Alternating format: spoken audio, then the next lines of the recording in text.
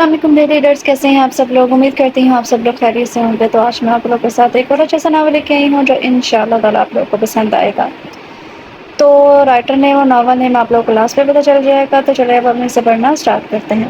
اپنے سامنے موجود عمارت کو دیکھ اس نے گہرا سانس لیا تھا۔ آج 3 سال بعد وہ دوبارہ سے واپس اسی جگہ آن پہنچا تھا جہاں سے وہ 3 سال پہلے بھاگا تھا، اور ان 3 سالوں کے بعد جب وہ واپس آیا تھا تو اسے یوں محسوس ہو رہا تھا جیسے یہ 3 سال کا عرصہ ہوا بن کے گزر گیا ہو۔ وہ آج بھی اسی جگہ پر اسی مقام پر کھڑا تھا جس مقام سے وہ چلا گیا تھا۔ آج بھی اسے انہی سب چیزوں کا سامنا کرنا تھا جسے جان چھڑوا کر وہ US چلا گیا تھا۔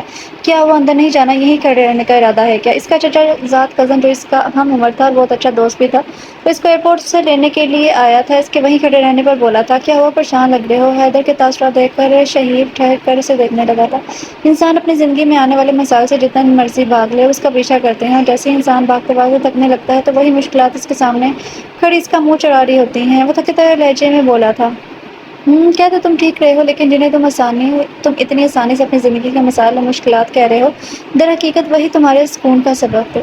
حیدر، تمہیں اندازہ نہیں ہے کہ تم نے یہاں سے جا کر کتنا بڑا بلنڈر کیا ہے۔ وہ اس کی بات پر اس بات میں سر ہلاتا ہوا بولا تو حیدر نے چونک کر اسے کی طرف دیکھا تھا۔ کیا مطلب؟ کچھ نہیں، اب تم آ گئے ہو نا تو سارے مطلب مفہوم سمیت تمہیں سمجھ آ جائیں گے۔ وہ گاڑی کی ڈگی سے اس کے سوٹ کیس نکالتا ہوا گھر کی جانب پر روانہ ہو گیا تھا تو وہ بھی سر جھٹکتا ہوا اندر کی جانب بڑھ گیا۔ لڑکی، تیز ہاتھ چلاؤ، جان نہیں ہے تمہارے ہاتھوں میں، دن نکل آیا ہے، ایک کا ناشتہ نہیں بن سکا تمہارے سے۔ اگر بچہ خالی پیٹ اپنی درسگاہ پر گئے گا تمہارا وہ حشر کروں گی کہ یاد رکھو گی۔ وہ تیزی سے ناشتے کی ٹیبل سجا رہی تھی جب رابعہ بیگم کی گاڑیدار آواز پر اس کے ہاتھوں میں مزید تیزی آ گئی تھی۔ ناشتے کی ٹیبل سیٹ کر کے اس نے دم پر رکھی چائے کپوں میں ڈال لی اور جلدی سے باہر کی جانب بڑھی تھی۔ وہاں ایک شور برپا تھا۔ پھپھا اور چاچو ناشتہ کرنے کے ساتھ ٹی وی پر چلتی ہیڈ لائنز پر نظر جمائے بیٹھے تھے۔ رابعہ بیگم اور سمرا چچی کھانے کا مینو ڈسائیڈ کرنے کے ساتھ ساتھ اسے بھی جھٹک دیتی تھی۔ نوجوان پارٹی کالج یونیورسٹی جانے کے چکر میں ادھم مچائے ایک دوسرے سے چھین جھپٹ کرتے ناشتہ حلق سے اتار رہے تھے۔ چچی اور رابعہ بیگم کے سخت آرڈر تھے کہ کوئی بھی ناشتہ کیے بغیر گھر سے باہر نہیں جائے گا، تو مجبوراً سب کو ہی زہر مار کر کچھ نہ کچھ کھانا پڑتا تھا۔ ایسے میں وہ کھاتے کم اور ایک دوسرے سے الجھتے زیادہ تھے۔ السلام علیکم!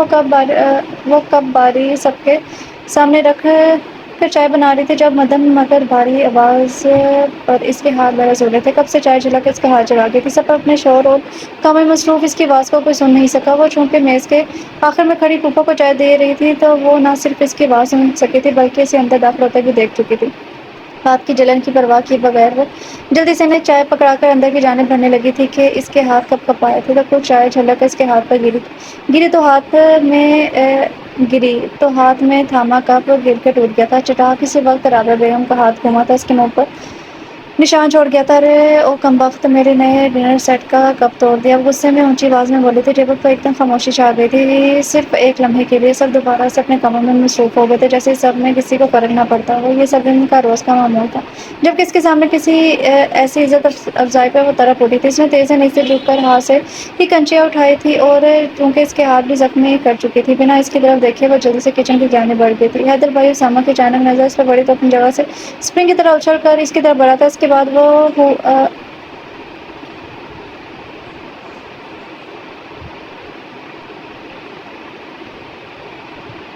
وہ ہو مچھی کے الامان! وہ کچن کی دیوار سے ٹیک لگائے آنکھیں سختی سے موندے کھڑی تھی۔ اس کا پورا دھیان دیوار سے دوسری طرف سے آتی آوازوں پر تھا۔ ماں صدقے جائے میرا بچہ! رابعہ بیگم بار بار اس کا منہ چوم کر اسے گلے لگاتی، آنکھیں بھر آتی۔ وہ سب اس سے مسکراتے ہوئے رہتے مگر نہ جانے کیوں اس کے وجود میں بے چینی سریت کرتی تھی۔ تم کب سے آئے ہو اور یہاں پر ایسے کیوں کھڑے ہو؟ سمرا نے سوال کیا تو حیدر کی بجائے شہین نے تلخی سے جواب دیا تھا، جب یہاں پر سیریل چل رہا تھا تم گھر کے معاملات میں ٹانگ نہیں اڑایا کرو تو بہتر ہے۔ رابعہ بیگم نے اسے سخت روڑی سے نوازا تھا۔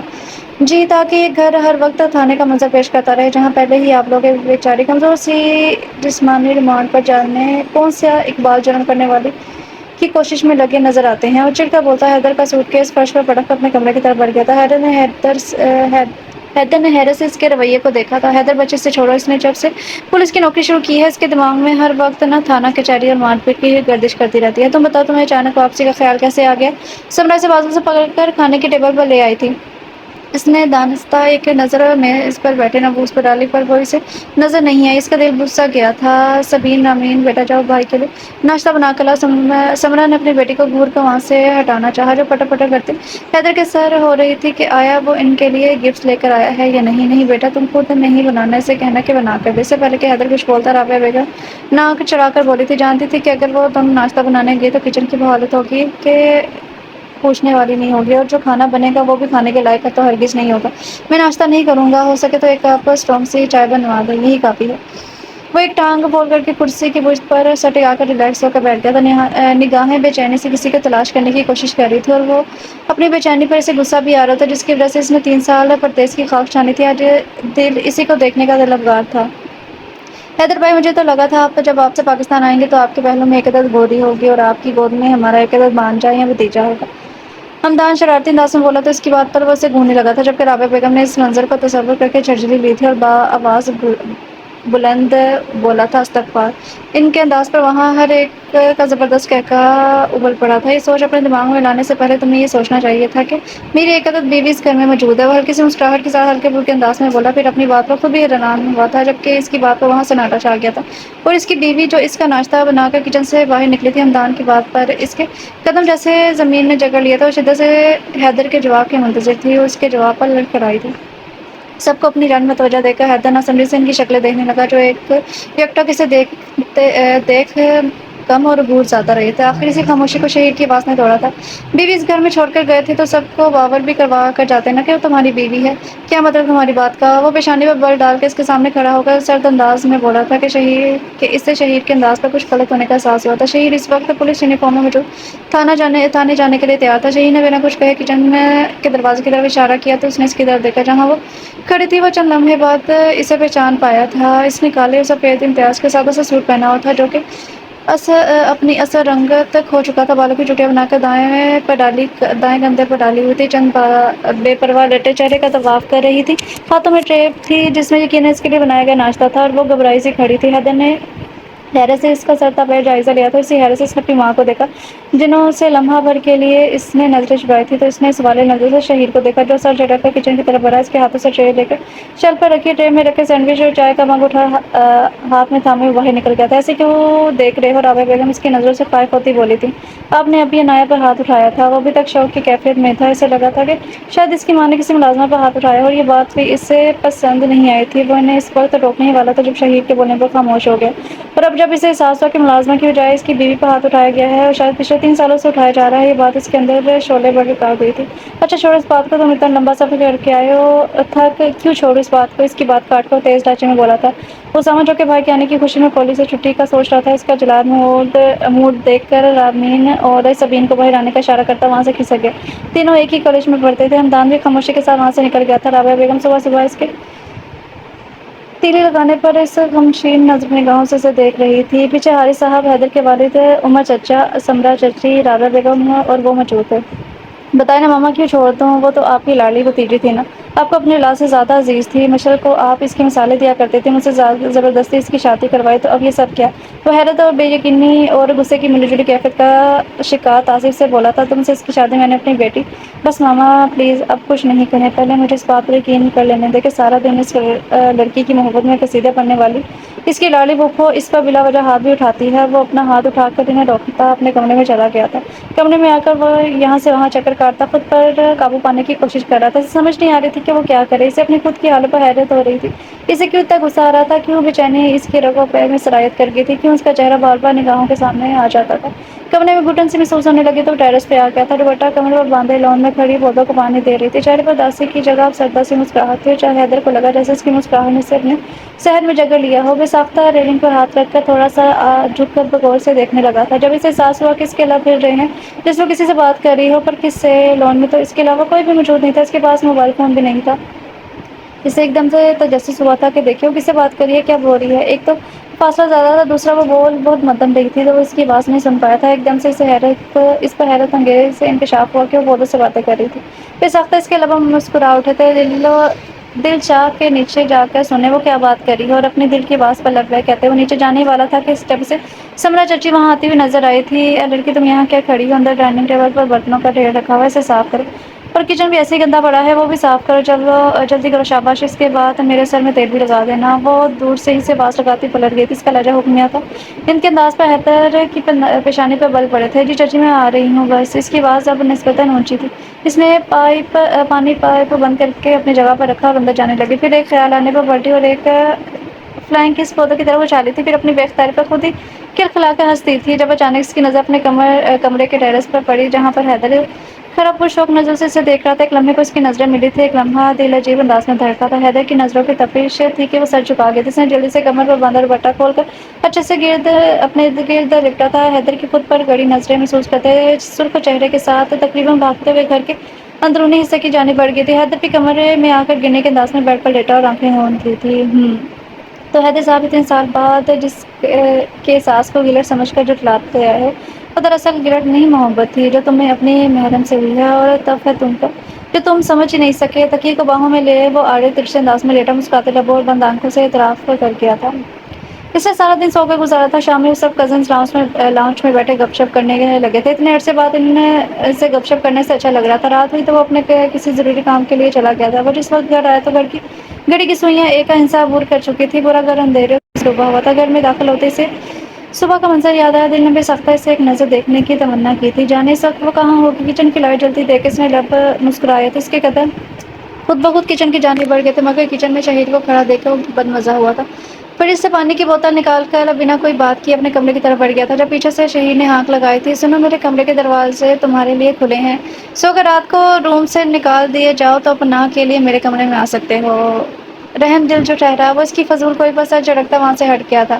کمرے میں داخل ہوتا کمرے میں ٹیبل لیمپ کی مدد سے روشنی پھیلی ہوئی تھی۔ دروازہ بند کر کے وہ پلٹا تو ٹھٹک کر رک گیا تھا۔ سامنے ہی وہ بستر پر تھی۔ اب اسے شہید کی بات بکواس کا مطلب سمجھ آیا تھا۔ اسے اگنور کرتا وہ پانی کی بوتل سائڈ پر رکھ کر الماری سے اپنے لیے ٹراؤزر شرٹ نکالتا واش روم کی طرف بڑھ گیا تھا۔ تقریباً 10 منٹ بعد وہ اپنے بال تولیے سے رگڑتا ہوا باہر نکلا۔ تولیہ صوفے کی پشت پر ڈال کر بیڈ پر بیٹھ گیا تھا۔ گھونٹ گھونٹ پانی حلق سے اتار کر پرسوچ نظروں سے اسے دیکھ رہا تھا۔ عنایہ کے ریشم جیسے سلکی بال چہرے پر بکھرے، اس کا آدھا چہرہ ڈام گئے تھے۔ حیدر نے ہاتھ بڑھا کر اس کے چہرے سے بال ہٹائے تھے۔ وہ تھوڑا سا کسمسائی اور پھر کروٹ اس کی طرف بدل کر دوبارہ سو گئی۔ یک بستہ کمرے میں وہ بنا کوئی چادر اوڑھے سپری سمٹی لیٹی اس کی توجہ کھینچ رہی تھی۔ اس نے پیروں میں رکھی چادر اس پر ڈال لی اور خود بھی اس کی طرف رخ کر کے لیٹ گیا تھا۔ حیدر کی نگاہیں عنایہ کے چہرے پر جمی تھی۔ سوتے میں بھی اس کے چہرے پر اداسی چھائی ہوئی تھی۔ حیدر کا دل ایک نئے انداز میں دھڑکنے لگا تھا۔ اس نے اچانک بلا ارادہ تھوڑا سا جھک کر اس کی پیشانی کو چھوا تھا اور پھر اپنی حیرت پر وہ شخص رہ گیا تھا۔ عنایہ کا نازک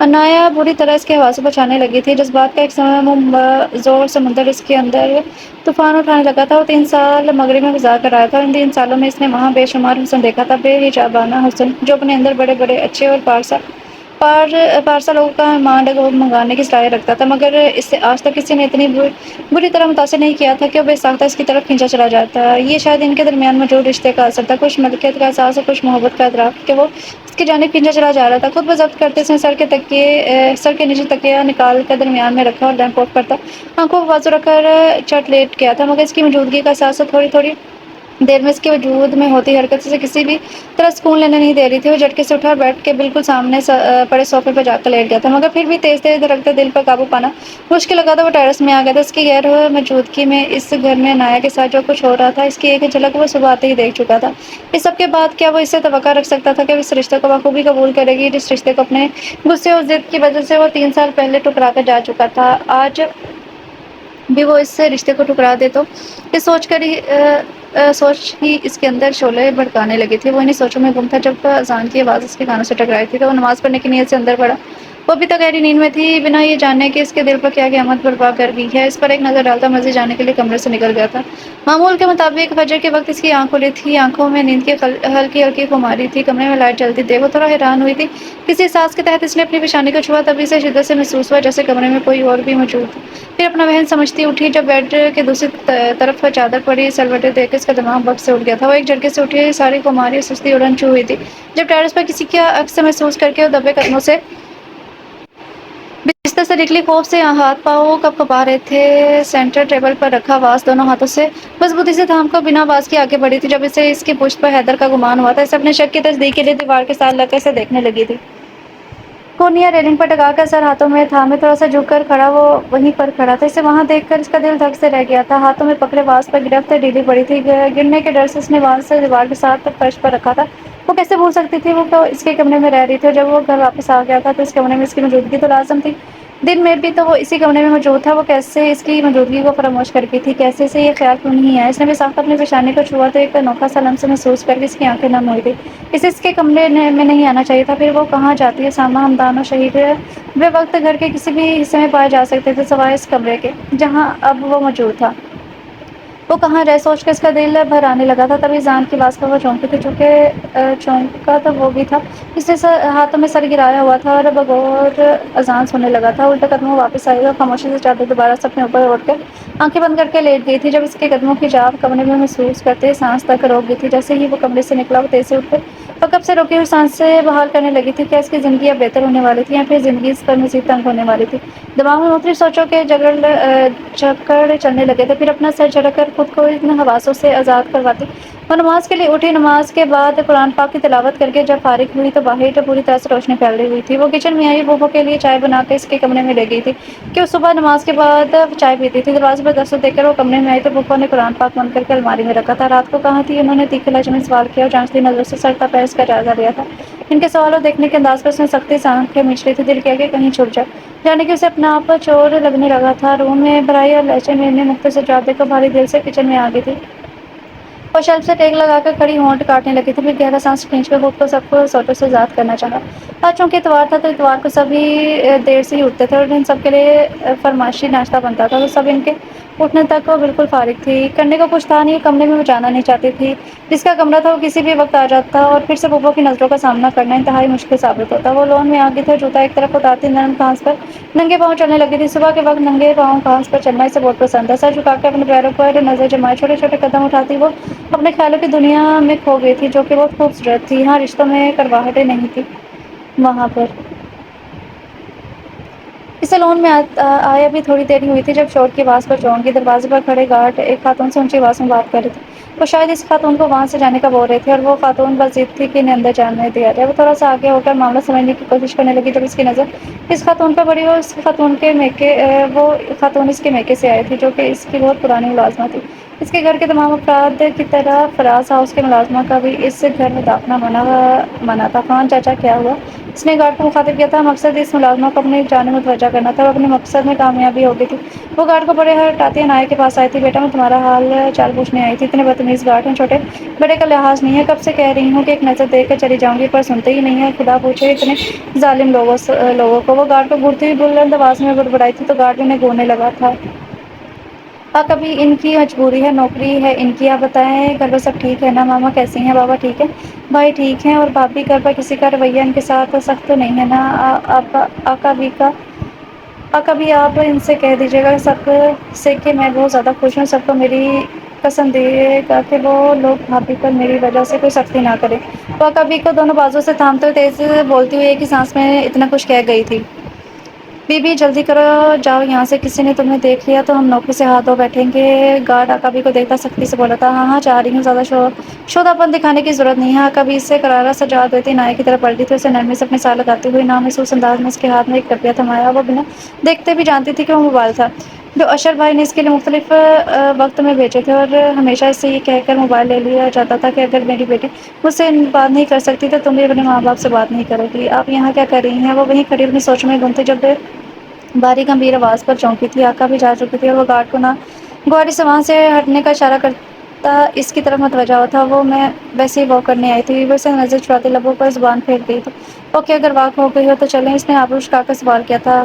کدھر؟ وہ ایک دم سے بوکھلا گئی تھی۔ اس کی بوکھلاہٹ پر حیدر کے لبوں پر ایک خوبصورت سی مسکراہٹ بکھر گئی تھی جسے وہ بڑی مہارت سے چھپا گیا تھا اور سنجیدگی سے گویا ہوا، میں اندر جانے کی بات کر رہا ہوں، آپ کو کہیں اور جانا ہے تو کہیں میں لے کر چلتا ہوں۔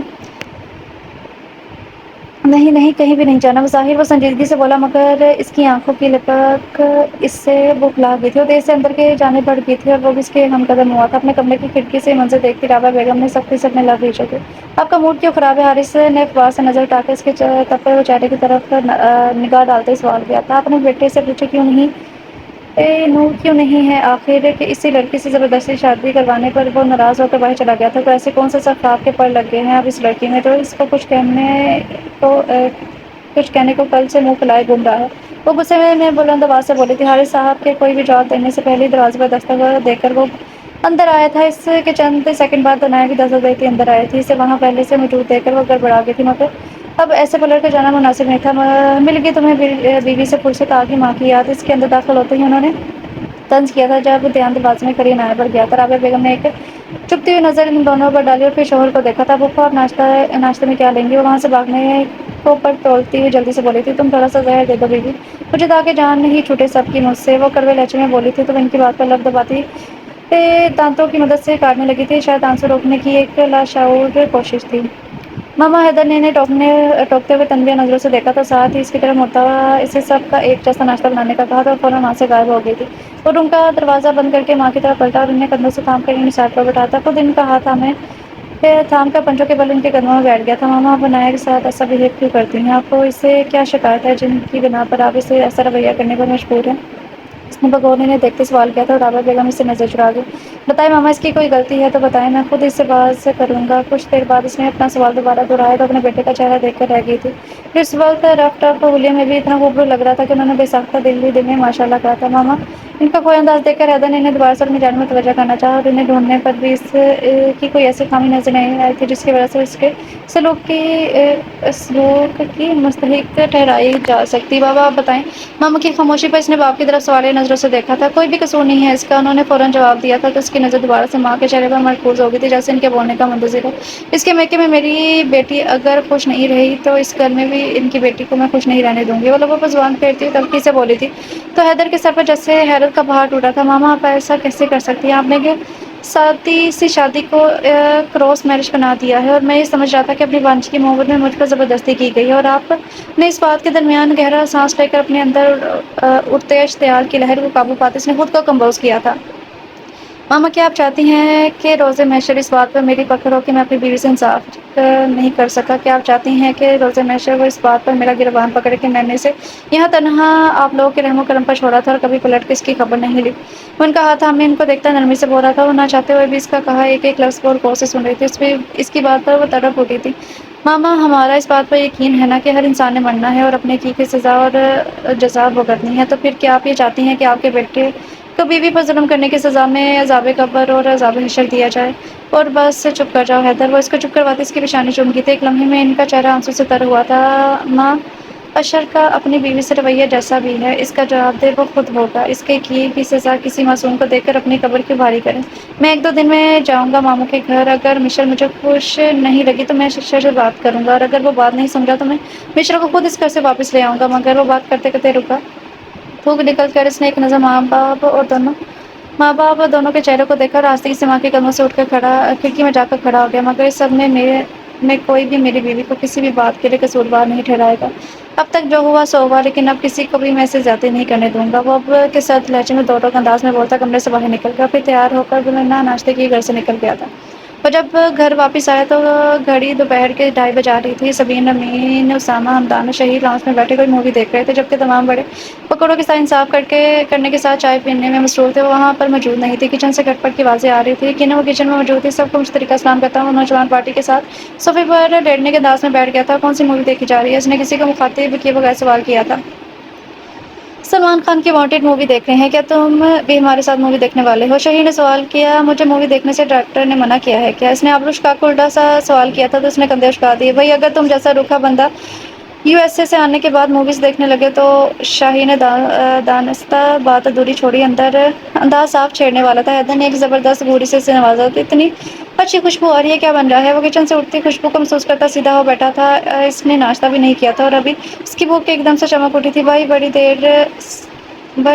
دیر صرف خوشبو ہی آ رہی ہے، بن کر کچھ بھی نہیں آیا۔ ہمدان نے معصوم سی شکل بنا کر کہا تو اس کی شکل دیکھ کر مسکرا دیا تھا۔ بھائی قسم لے لو، جب ایسی خوشبو کچن سے اٹھتی ہے تو پیٹ میں دوڑتے کتے مزید سپیڈ پکڑ لیتے ہیں۔ اسامہ نے بدھائی دی تھی، کتنا ٹھونستا ہے تو موٹے، ابھی تھوڑی دیر پہلے تو ناشتہ کیا تھا اور ساتھ ہی بھوک بھی لگ گئی۔ شہید نے اس کی ٹانگ کھینچی تھی اور سب دبا دبا ہنس دیے تھے۔ چاہیے بھائی آپ کو بھوک لگی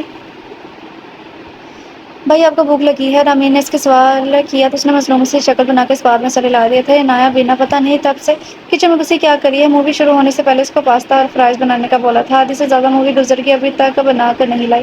عنایہ لے بھی آؤ اور کتنی دیر لگانی ہے؟ سبین منہ بنا کر بولی تھی، اس کا لہجہ بیزاری لیے ہوئے تھا۔ آخر میں وہ کچن کی طرف منہ کر کے اونچی آواز میں بولی جب عنایہ ہاتھ میں ٹرے تھامے باہر آئی تھی۔ کیا پائے بنا رہی تھی یا سو رہی تھی؟ وہ کافی حد تک بدتمیزی سے گویا ہوئی تھی۔ سبین شہیر نے فوراً سے بہن کو تنبیہ کرتی نگاہوں سے دیکھا تھا جبکہ حیدر اپنی جگہ سے کھڑا ہوا۔ عنایہ ٹرے سینٹر ٹیبل پر رکھ کر لبیچتی واپس مڑ گئی جب حیدر نے آواز دے کے اسے روکا تھا۔ عنایہ رکو۔ وہ رک کر سوالیہ نظروں سے اسے دیکھنے لگی جبکہ وہ سبین کی جانب متوجہ ہوا تھا۔ یہ کیا طریقہ ہے بڑے سے بات کرنے کا؟ چھوٹے بڑے سے بات کرنے کی تمیز بھول گئی ہو؟ وہ کوئی ملازمہ ہے تمہاری جو تمہارے حکم کی تعمیل کرے؟ لہجہ دیکھا ہے تم نے اپنا؟ کس لہجے میں بات کر رہی ہو تم اس سے؟ معافی مانگو عنایہ سے، سختی سے جھڑکتا ہوا دو ٹوک الفاظ میں بولا تھا۔ بھائی وہ اس نے کچھ کہنا چاہا، جب وہ اس کی بات سنے وہ گائے سے ٹوک گیا تھا۔ معافی مانگو فوراً، آئی ایم سوری عنایہ۔ وہ شرمندہ سے سر جھکا گئی تھی۔ بھابی، حیدر بھابی لفظ پر زور دیتا ہوا بولا تو عنایہ سمیت سب نے جھٹکے سے اس کی طرف دیکھا تھا، پر وہ سب ان کی جانب متوجہ تھا۔ آئی ایم سوری بھابی۔ اس کے کہنے پر حیدر کے تنے نقوش ایک دم سے ڈھیلے پڑے تھے جبکہ عنایہ شوق کی حیرت میں اسے دیکھ رہی تھی۔ تم سب میری ایک بات سن لو، تم سب عنایہ کو بھابی بلاؤ گے، اس کا نام نہ سنوں میں کسی کی زبان سے۔ اس نے انگلی اٹھا کر سب کو وارن کیا تھا تو حمدان کی زبان میں کھجلی ہوئی تھی۔ ہم سب کو عنایہ، میرا مطلب ہے عنایہ بھابی کو بھابی کہہ لیں گے، لیکن وہ شہیر سے چھوٹی ہے اس لیے وہ تو اس سے میرا مطلب ہے اس کا نام لے سکتا ہے نا؟ حیدر کی گھورتی نظروں کو دیکھ کے اس نے فوراً سے اپنے الفاظ میں درستگی کی تھی۔ وہ اس سے عمر میں چھوٹی صحیح مگر رشتے میں اس سے بڑی ہے، اس لیے میرا نہیں خیال کہ اسے بھابی کہنے میں کوئی پرابلم ہوگی۔ حیدر ایک نظر شہیر کو دیکھ کر بولا تو اس نے سینس فائر کے انداز میں دونوں ہاتھ اوپر اٹھا کر نفی میں سر ہلایا تھا جیسے کہہ رہا ہو کہ مجھے کیا پرابلم ہوگی۔ گڈ عنایہ، تم ٹرے لے کر روم میں جاؤ۔ وہ شہیر کو جواب دے کر عنایہ کی جانب متوجہ ہوا تھا۔ وہ گڑبڑا گئی تھی، کچھ کہنے کے لیے لب وا کیے تھے پھر رک گئی۔ Inaya what happen? وہ جب سے کمرے میں آیا تھا عنایہ مسلسل اپنے ہاتھوں کو مروڑ رہی تھی، کبھی ایک آدھا چکر کمرے کا لگاتی پھر دوبارہ سے اسی پوزیشن میں کھڑی ہو جاتی۔ وہ اچانک سے اٹھ کر اس کے سامنے آ کر کھڑا کیا تھا۔ وہ جو اپنے دھیان میں تھی وہ مشکل اس سے ٹکراتی بچی تھی۔ نتھنگ۔ وہ سنبھل کر دو قدم پیچھے ہوئی تھی۔ آر یو شور؟ حیدر جانچتی نظروں سے دیکھنے لگا تھا۔ اس کے اس بات میں سر ہلانے پر حیدر نے اس کا گال پر بکھری نمی کو اپنی انگلی کی پوت پر سمیٹا، اس کے ہاتھوں کا لمس اپنے چہرے پر محسوس کیا تو وہ ایک دم سے اچھل پڑی تھی۔ حیرت و بے یقینی سے پوری آنکھیں کھولے سے دیکھنے لگی۔ عنایہ کے انداز پر حیدر نے بمشکل اپنی مسکراہٹ چھپائی تھی، بنا کسی وجہ کے آنسو نہیں بہاتے۔ وہ پوری طرح اس کی جانب متوجہ تھا۔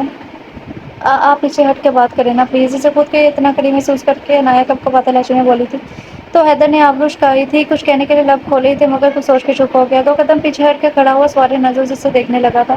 آپ ایسے کیوں دیکھ رہے ہیں؟ حیدر کی لب دیکھتی نظروں کی تپش سے اسے اپنا چہرہ تپتا ہوا محسوس ہوا تھا۔ پاس کھڑے ہونے پر پابندی، دیکھنے سے پرابلم؟ اف، حیدر کے دل نے دہائی دی تھی۔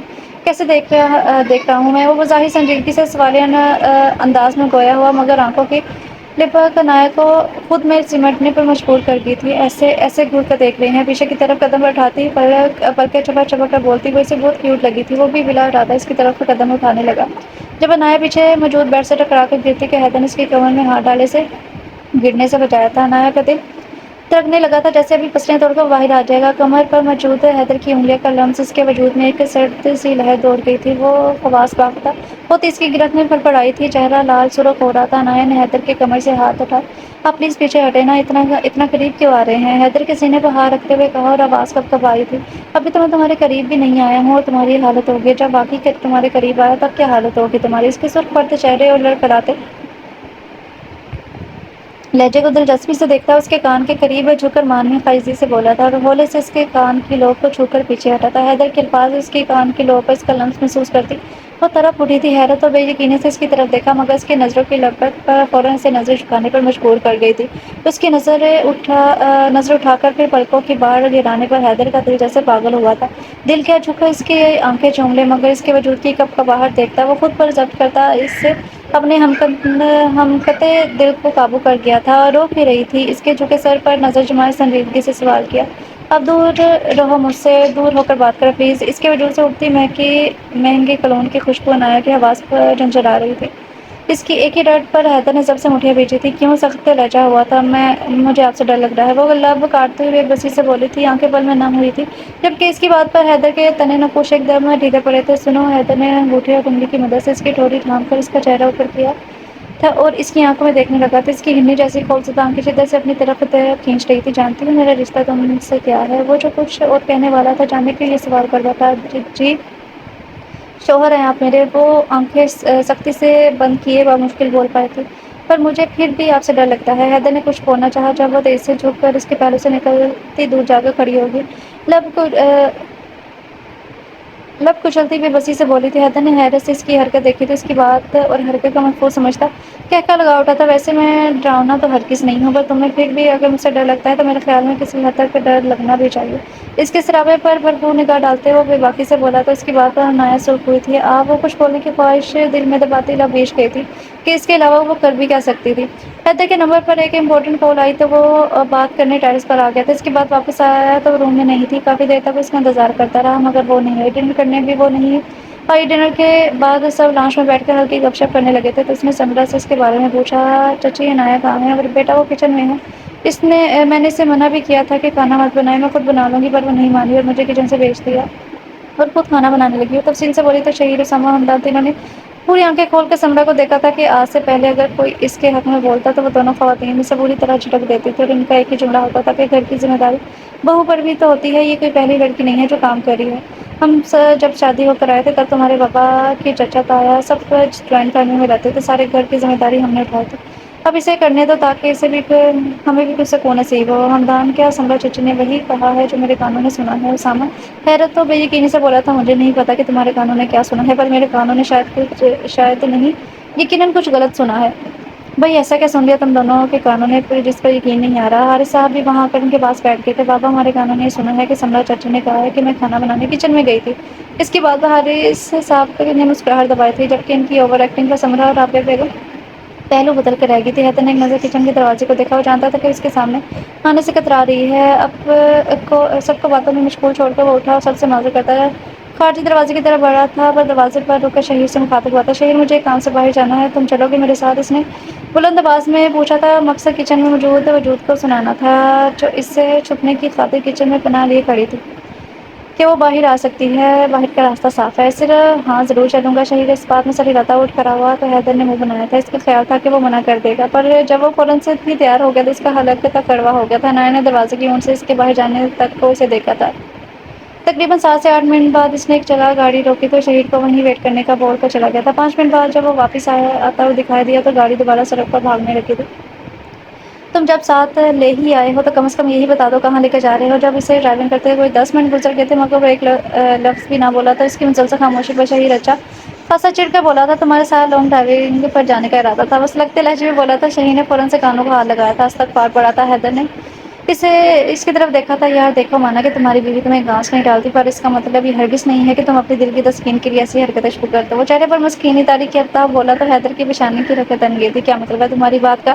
بھائی دیکھ، میں یہ کہنا چاہ رہا ہوں کہ تو مجھے جس طرح کا آدمی سمجھ رہا ہے نا، میں ویسا نہیں ہوں، تو اس لیے بہتر یہی ہے کہ تو اپنی بیوی کو منانے پر دھیان دے۔ وہ جتنی سنجیدگی سے بول رہا تھا آنکھوں میں اتنی ہی شرارت واضح تھی، جبکہ دوسری طرف اس کی بات سن کر حیدر کے تن بدن میں آگ سے لگ گئی تھی۔ اگر میں اس وقت گاڑی ڈرائیو نہ کر رہا ہوتا تو خدا کی قسم تمہاری اس بکواس پر تمہاری پوری کی پوری بتیسی باہر نکال دیتا۔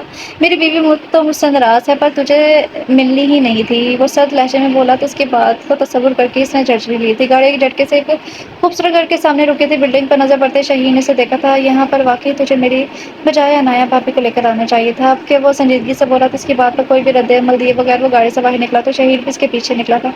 السلام علیکم صاحب جی۔ جیسے دروازے کے قریب پہنچا تو گارڈ نے اس کے پاس آ کر سلام کیا تھا۔ وعلیکم السلام، اندر جا سکتا ہوں میں؟ جی صاحب جی، بسم اللہ کرو، اس میں اجازت لینے والی کون سی بات ہے؟ پر صاحب جی گھر پر اس وقت کوئی نہیں ہے، ہو سکتا ہے تھوڑی دیر میں کوئی نہ کوئی آ جائے، آپ انتظار کر لیں یا فون کر کے پوچھ لیں۔ آپ کو پتہ ہے کہ کہاں گئے ہیں سب لوگ؟ وہ 2 انگلیوں کی مدد سے پیشانی میں مسلتے ہوئے بولا تھا۔ نہیں صاحب جی، بس اتنا جانتا ہوں کہ صبح فجر سے پہلے سب لوگ کہیں چلے گئے تھے، اس کے بعد چھوٹے صاحب اشد دوبارہ گھر آئے تھے تھوڑی دیر کے لیے اور پھر چلے گئے۔ چلے ٹھیک ہے، جب کوئی آئے گا تو انہیں بتا دینا کہ میں آیا تھا۔ وہ ان کو کہتا وہاں سے واپس مڑ گیا تھا۔ Is everything okay? Shaheer کو وہ کچھ پریشان سا لگا تھا تو اس نے پوچھا تھا، اس گھر کے دروازے ہمارے لیے کھلے ہیں جبکہ ہمارے گھر کے دروازے اس گھر کے مکینوں حتیٰ کہ ملازموں کے لیے بھی بند ہیں، کیوں؟ ماما کی وہ بھتیجی جس میں ان کی جان بستی تھی، اس بھتیجی سے اتنی نفرت کہ اس کا چہرہ تک دیکھنا گوارا نہیں کرتی، کیوں؟ وہ بہت الجھا ہوا تھا۔ مجھے نہیں پتا تھا کیا ہوا تھا، کیا ہو رہا ہے، کیوں ہو رہا ہے، بس میں ایک بات جانتا ہوں، جو بھی ہو رہا ہے میاں، جو کچھ بھی ہو رہا ہے وہ سب غلط ہے۔ شہیر نے موڑ کاٹتے ہوئے کہا تھا کہ اب کی بار گاڑی وہ ڈرائیو کر رہا تھا۔ اور حیدر کو کچھ بھی نہ بتانا ہی اس نے مناسب سمجھا تھا۔ حیدر نے چہرے پر ہاتھ پھیرا جیسے خود کو ریلیکس کرنے کی کوشش کی ہو اور گاڑی سیٹ سے ٹیک لگائے آنکھیں موند لی تھی۔ اس کا چہرہ نظروں کے سامنے آ گیا، لب خود بخود مسکراہٹ میں ڈل گئے تھے۔ شہیر نے کچھ کہنے کے لیے اس کی طرف دیکھا تو اس کی مسکراہٹ دیکھ کر اس کے دائمی ہونے کی دعا کی تھی۔ وہ جب کمرے میں آیا تو کمرہ خالی، اس کا منہ چڑھا رہا تھا۔ اس کی پیشانی پر فوراً بل پڑے تھے کہ جب وہ کمرے میں آیا تو اس کی موجودگی بالکل غیر متوقع تھی، اور آج اس کی موجودگی اسے غیر متوقع لگ رہی تھی۔ اس کا خیال تھا کہ اس سے چھپنے کے لیے وہ اس کے آنے سے پہلے سو چکی ہوگی۔ وہ لبیچتا باہر جانے لگا۔ جب اسے ٹیرس پر کسی کی موجودگی کا احساس ہوا تو ٹیرس پر آ گیا تھا۔ نایا کو کونے میں دیوار کے ساتھ لگ کر گھٹنوں میں سر دیے بیٹھی تھی۔ غور کرنے پر اسے محسوس ہوا جیسے اس کا وجود ہولے ہولے لرز رہا تھا۔ جب اس کی سسکی سنی نایا، حیدر تیزی سے اس کے قریب آیا تھا۔ وہ جو اپنے غم آواز سن کر وہ ڈر کر اپنی جگہ پر اچھل پڑی تھی اور ایک جھٹکے سے کھڑی ہوئی تھی۔ رونا دھونا بھول کر وہ ہرنی جیسی خوفزدہ ہوتی اندھیرے میں آنے والے کو دیکھنے کی کوشش کرنے لگی۔ دل دھک دھک کر رہا تھا۔ آپ نے ڈرا دیا مجھے، چہرے سے آنسو صاف کر کے وہ خارش سی بولی تھی۔ حیدر اس کا ہاتھ تھام کر اسے کمرے میں لے آیا تھا۔ انایا یہ کیا؟ انایا کیا پرابلم ہے؟ کیوں رو رہی ہو؟ میں نے دن میں بھی پوچھا تھا تمہارے سے، پر تم نے نہیں بتایا۔ کیا ہوا ہے؟ کسی نے کچھ کہا ہے کیا؟ ماما نے کچھ کہا ہے کیا؟ اس کا چہرہ ہاتھوں میں لیتے ہوئے نرمی سے استغفار کیا تھا۔ نہیں نہیں، کسی نے کچھ نہیں کہا، پھپھو نے تو کل صبح سے بات ہی نہیں کی مجھ سے۔ وہ نفی سر ہلاتے ہوئے بولی تھی تو اس بات پر روک رہی ہو کہ ماما نے بات نہیں کی؟ وہ ہلکے پھلکے انداز میں بولا تو اس نے پھر سے نفی میں سر ہلایا تھا۔ وہ آج بھائی کی کال آئی تھی، وہ کہہ رہے تھے، الفاظ منہ سے بعد میں نکل رہے تھے، آنسو گالوں پر پہلے ہی پھسل رہے تھے۔ مزید آگے بولا نہ گیا تو بات ادھوری چھوڑ گئی تھی۔ ملنے جانا ہے ان سے۔ ان کے پوچھنے پر اس نے اس بات میں سر ہلا دیا تھا وہ لوگ گھر پر ہوں گے۔ اس نے گھڑی پر نظر ڈالی تھی جو 11 کا حصہ دور کر گئی تھی۔ نہیں، ہاسپٹل میں ہیں وہ لوگ۔ خیریت؟ سب ٹھیک تو ہے نا؟ جی، بھائی کی بیٹی ہوئی تو اس لیے سب ہاسپٹل میں ہیں۔ اس کی بات پر ایک خشک احساس اس کے اندر جاگا تھا۔ پلیز مجھے تھوڑی دیر کے لیے لے جائیں، میں ان سے نہیں ملوں گی، بس دور سے ہی دیکھ کر آ جاؤں گی، پلیز تھوڑی دیر کے لیے۔ وہ سیسک اٹھی تھی تو حیدر نے اس کے الفاظ کی طرف محسوس کر کے اسے سینے سے لگایا تھا کہ وہ بھی ایک مہربان حصار اپنے گرد باتیں بکھر گئی تھی۔ 3 سال ہو چکے ہیں تب میں نے ماما بابا کی شکل نہیں دیکھی۔ مشکل کے درمیان مدم لہجے میں بولی تو اس نے آنکھیں سختی سے بند کر لی تھی۔ کیوں؟ تم ایسی تو نہیں تھی، تو اپنے حق میں بولنے والی لڑکی تھی، تو اب کیوں سب چپ چاپ سہتی رہی؟ کیوں اپنے لیے آواز نہیں اٹھائی؟ کس حق سے بولتی؟ شکوہ کناں نظروں پر اس پر ڈالتی اور سادہ سے مختصر الفاظ میں سے بہت کچھ کہہ گئی تھی۔ حیدر نے دل ہی دل میں خود کو کوسا اور ایک مہذب سے لفظ سے خود کو نوازا تھا۔ جو کچھ گزر چکا وہ ایسے ہی ہونا لکھا تھا، سو ہو گیا، اس کے لیے کچھ نہیں کر سکتا تھا۔ ہاں، مگر وہ اپنی آنے والی زندگی کو خوبصورت بنانے کی کوشش ضرور کر سکتا تھا، اور کر بھی رہا تھا۔ تم جلدی سے ریڈی ہو جائیں یا پھر ایسے ہی جاؤ گی؟ اس نے اس کے وجود پر نظر ڈالی جو ابھی تک کل صبح والے لباس میں ملبوس تھی۔ خود پر نظر ڈالتے ہوئے تھوڑی شرمندہ ہوئی تھی۔ سمنا چچی کہتی ہیں کہ تمہارا شوہر یہاں ہے نہیں، گھر پر جہاں لڑکے موجود ہیں تو زیادہ بند سبک کر نہ رہا کرو۔ شکایتی انداز میں بولی کہ اس کی یہ لاجک کبھی اس کی سمجھ میں نہیں آئی تھی۔ ویری بیڈ، انہیں تمہیں آتی بات سمجھائی ہے کہ جب شوہر قریب ہو نا تو ساری تیاری بے معنی ہوتی ہے، مگر یہ نہیں سمجھایا کہ جب شوہر اتنے عرصے بعد واپس آئے تو اس کو ویلکم کرنے کے لیے خاص اہتمام بھی کرنا چاہیے۔ اس کا چہرہ 2 انگلیوں کی مدد سے اوپر اٹھا کے اس کی آنکھوں میں دیکھتا ہوا بولا تھا۔ وہ بات کو اپنی مرضی کا رنگ دے کر معنی خیزی سے بولا تو وہ ایک دم سے بلش کر گئی تھی۔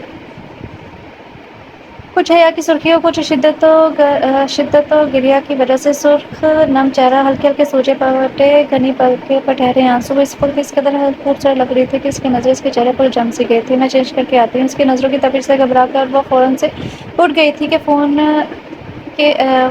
اس کے فون پر کال آنے لگی تو ٹیرس پر چلی گئی تھی۔ کچھ پتہ چلا؟ فون کہاں سے لگاتی؟ اس نے مدھم آواز میں سوال کیا تھا۔ دوسری طرف سے بات سننے لگا، مجھے ابھی سینڈ کرو، اس کی وجہ سے ہم بآسانی لوگوں تک پہنچ سکتے ہیں۔ تم ساری تصویریں مجھے بھیجو۔ اس نے کال کٹ کی تھی، ساتھ ہی اس کا فون وائبریٹ کرنے لگا۔ اسے تقریباً 15 منٹ کے قریب تصویریں سینڈ کی گئی تھی اور سب تصویریں 18 سے 25 سال کی نوجوان نسل کی تصویریں تھیں۔ وہ ان پر سستی سی نظر ڈال رہا تھا جب ایک تصویر پر آ کر رک گیا تھا۔ تصویر میں موجود لڑکی کو اس نے پہلے بھی دیکھا تھا، کب، کہاں؟ اس نے اپنے ذہن پر زور ڈالا تو ایک چمکا ہوا تھا۔ وہ مشل کی دوست تھی، اور بہت گہری دوست تھی۔ مشل کی شادی کے بعد بھی کافی ٹائم تک ان کے گھر پر آتی رہتی تھی۔ اس نے وہ پکچر آگے بھیجی اور ساتھ ہی ایک میسج ٹائپ کر کے بھیجا تھا۔ فون بند کر کے جیب میں رکھا تھا۔ چند لمحوں بعد اس اپنے چہرے پر ہاتھ پھیر کر خود کو کمپوز کرتا روم میں آ گیا تھا۔ اس نے پیچھے ہلکے گرے امتیاز کا خوبصورت نفیسہ لباس تن کیا تھا، ہاتھوں میں نازک سے کنگن اور کانوں میں چھوٹے خوبصورت ٹوپس پہنے، لبوں پر ہلکے رنگ کا گلوز اور مسکارا لگا کر بالوں کا سائڈ ٹوسٹ اور چھوٹی بناتی وہ تیار کھڑی تھی۔ چلے، وہ بیڈ پر بیٹھا موبائل میں مصروف تھا۔ جب بنایا کہ وہ کاننے پر نظر اٹھا کے اس کے دیکھا، اس کے چہرے پر نظر پڑتے اس نے ایک ٹھنڈی سانس لی تھی۔ ابھی تھوڑی دیر پہلے چچی کی جو لاجک تم نے بتائی تھی وہ مجھے سمجھ نہیں آئی، پر اب تمہیں دیکھ کر لگ رہا ہے کہ وہ کسی حد تک ٹھیک کہتی تھی۔ اس نے عنایت کے چہرے پر آئی اسٹارٹ تھی لٹ کو کان کے پیچھے کرتے ہوئے کہا تھا، حیدر میں آپ کو کچھ کو سمجھ نہیں پا رہی۔ اگر آپ کو یاد ہو تو آپ مجھے دلہن کے روم میں چھوڑ کر چلے گئے تھے، اور آپ کے الفاظ تھے کہ تم میری ماں کی پسند ہو، میری نہیں۔ اس لیے انہیں کے ساتھ رہو، میرے دل میں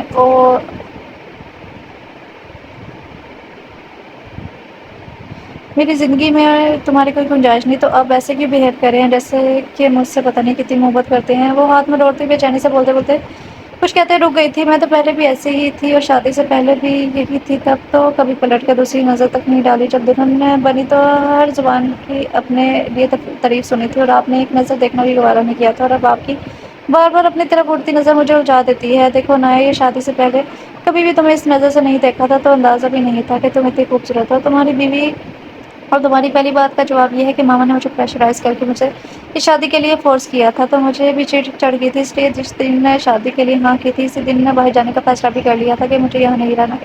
اسی دن ویزے کے لیے اپلائی کر دیا تھا میں نے، اور تمہیں دلہن بنے اس لیے چھوڑ کر گیا تھا۔ میں کسی دوسری لڑکی میں انٹرسٹڈ تھا، مجھے لگتا تھا کہ میں ہیرا سے محبت کرتا ہوں، کلاس فیلو تھی میری، اور میں نہیں چاہتا تھا کہ دل و دماغ میں کسی اور لڑکی کے تصور کے لیے میں تمہیں اپنی زندگی میں شامل کروں۔ وہ بات کرتے کرتے تھما تھا، کیونکہ دوسری لڑکی کے ذکر پر اس کی آنکھیں نم ہوئی تھی۔ میں تو پہلے ہی ایسی ہی تھی، اور شادی سے پہلے بھی یہی تھی، تب تو کبھی پلٹ کر اچھا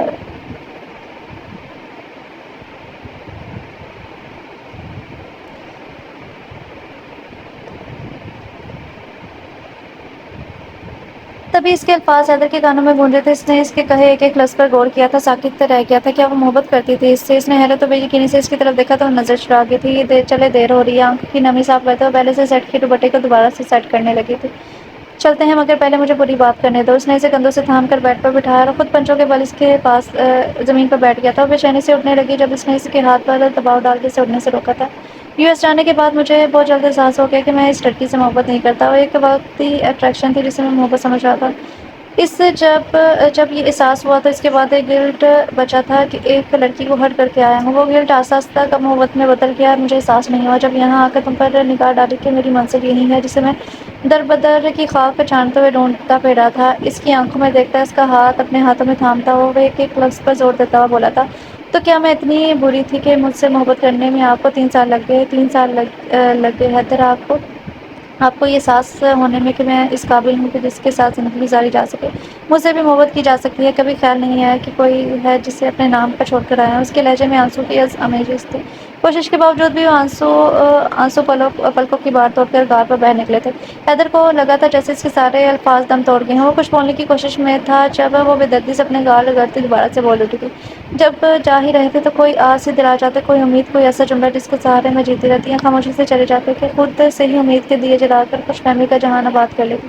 پر آپ تو جاتے جاتے آنکھوں سے خواب ہی چھین کر لے گئے تھے۔ پتہ جب آپ چلے گئے تو مجھے ایسا لگا تھا جیسے کہ میرے اندر کچھ ٹوٹا ہو، کچھ مر گیا ہو میرے اندر۔ شاید دل ٹوٹا تھا، شاید محبت مر گئی تھی۔ عنایت پلیز، اس نے طرف سے مزید کچھ بھی کہنے سے روکا تھا۔ اسے اس کی ساری باتوں نے اتنی تکلیف نہیں دی تھی جتنی اس کے آخری ایک جملے نے دی تھی۔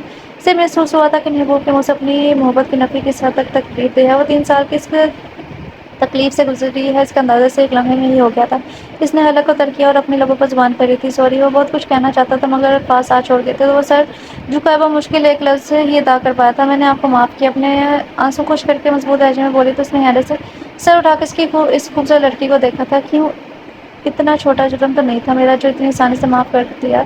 میرے خیال میں ہم مشرقی عورتیں ایسی ہی ہوتی ہیں کہ شوہر کا جرم چاہے کتنا ہی بڑا کیوں نہ ہو، اس کے بعد ایک بار دل سے معافی مانگنے پر اسے معاف کر دیتی ہیں، کیونکہ وہ نہیں چاہتی کہ ان کا شوہر کسی کے سامنے، حتیٰ کہ خود ان کے سامنے بھی جھکے۔ اسے اس طرح سے سر جھکائے اپنے پیروں کے پاس بیٹھنا دیکھ اسے اچھا نہیں لگ رہا تھا، تو بات کو فلسفے میں بیان کرنے کی کوشش کی تو مسکرا کر کھڑا ہو گیا۔ اپنا ہاتھ اس کی طرف بڑھایا جسے تھام کر وہ کھڑی ہو گئی تھی۔ اس کے ہم قدم چلنے لگی تھی، جبکہ لون میں کسی سے فون پر بات کرتے شہین نے حیرت سے گھر سے نکلتے دیکھا تھا، پھر کندھے اچھا کر دوبارہ سے فون پر مصروف ہو گیا۔ ریسیپشن سے پوچھ کر وہ لوگ روم میں آئے تھے جس میں مشر موجود تھے۔ کمرے کے باہر اس کے قدم رک گئے تھے۔ گلاس وال کا ایک سیٹ تھا، تقریباً باشت بھر کا حصہ ٹرانسپیرنٹ تھا، جہاں سے اندر کا منظر صاف واضح دکھائی دے رہا تھا۔ سعدیہ عنایت کی ماما مشر کو سوپ پلانے کی کوشش کر رہی تھی۔ وہ ایک چمچ پینے کے بعد نفی میں سر ہلاتی تو مشر سعدیہ دوبارہ سے اسے سوپ پلانے کے لیے اسٹارٹ کرتی، اور پھر سے ایک چمچ پینے کے بعد نفی میں سر ہلاتی، وہ دوبارہ سے اسٹارٹ کرتی تو منہ بنا کر پھر سے چمچ پی لیتے۔ ارشد صوفے کے لیٹنے کے انداز میں بیٹھا فون میں مصروف تھا۔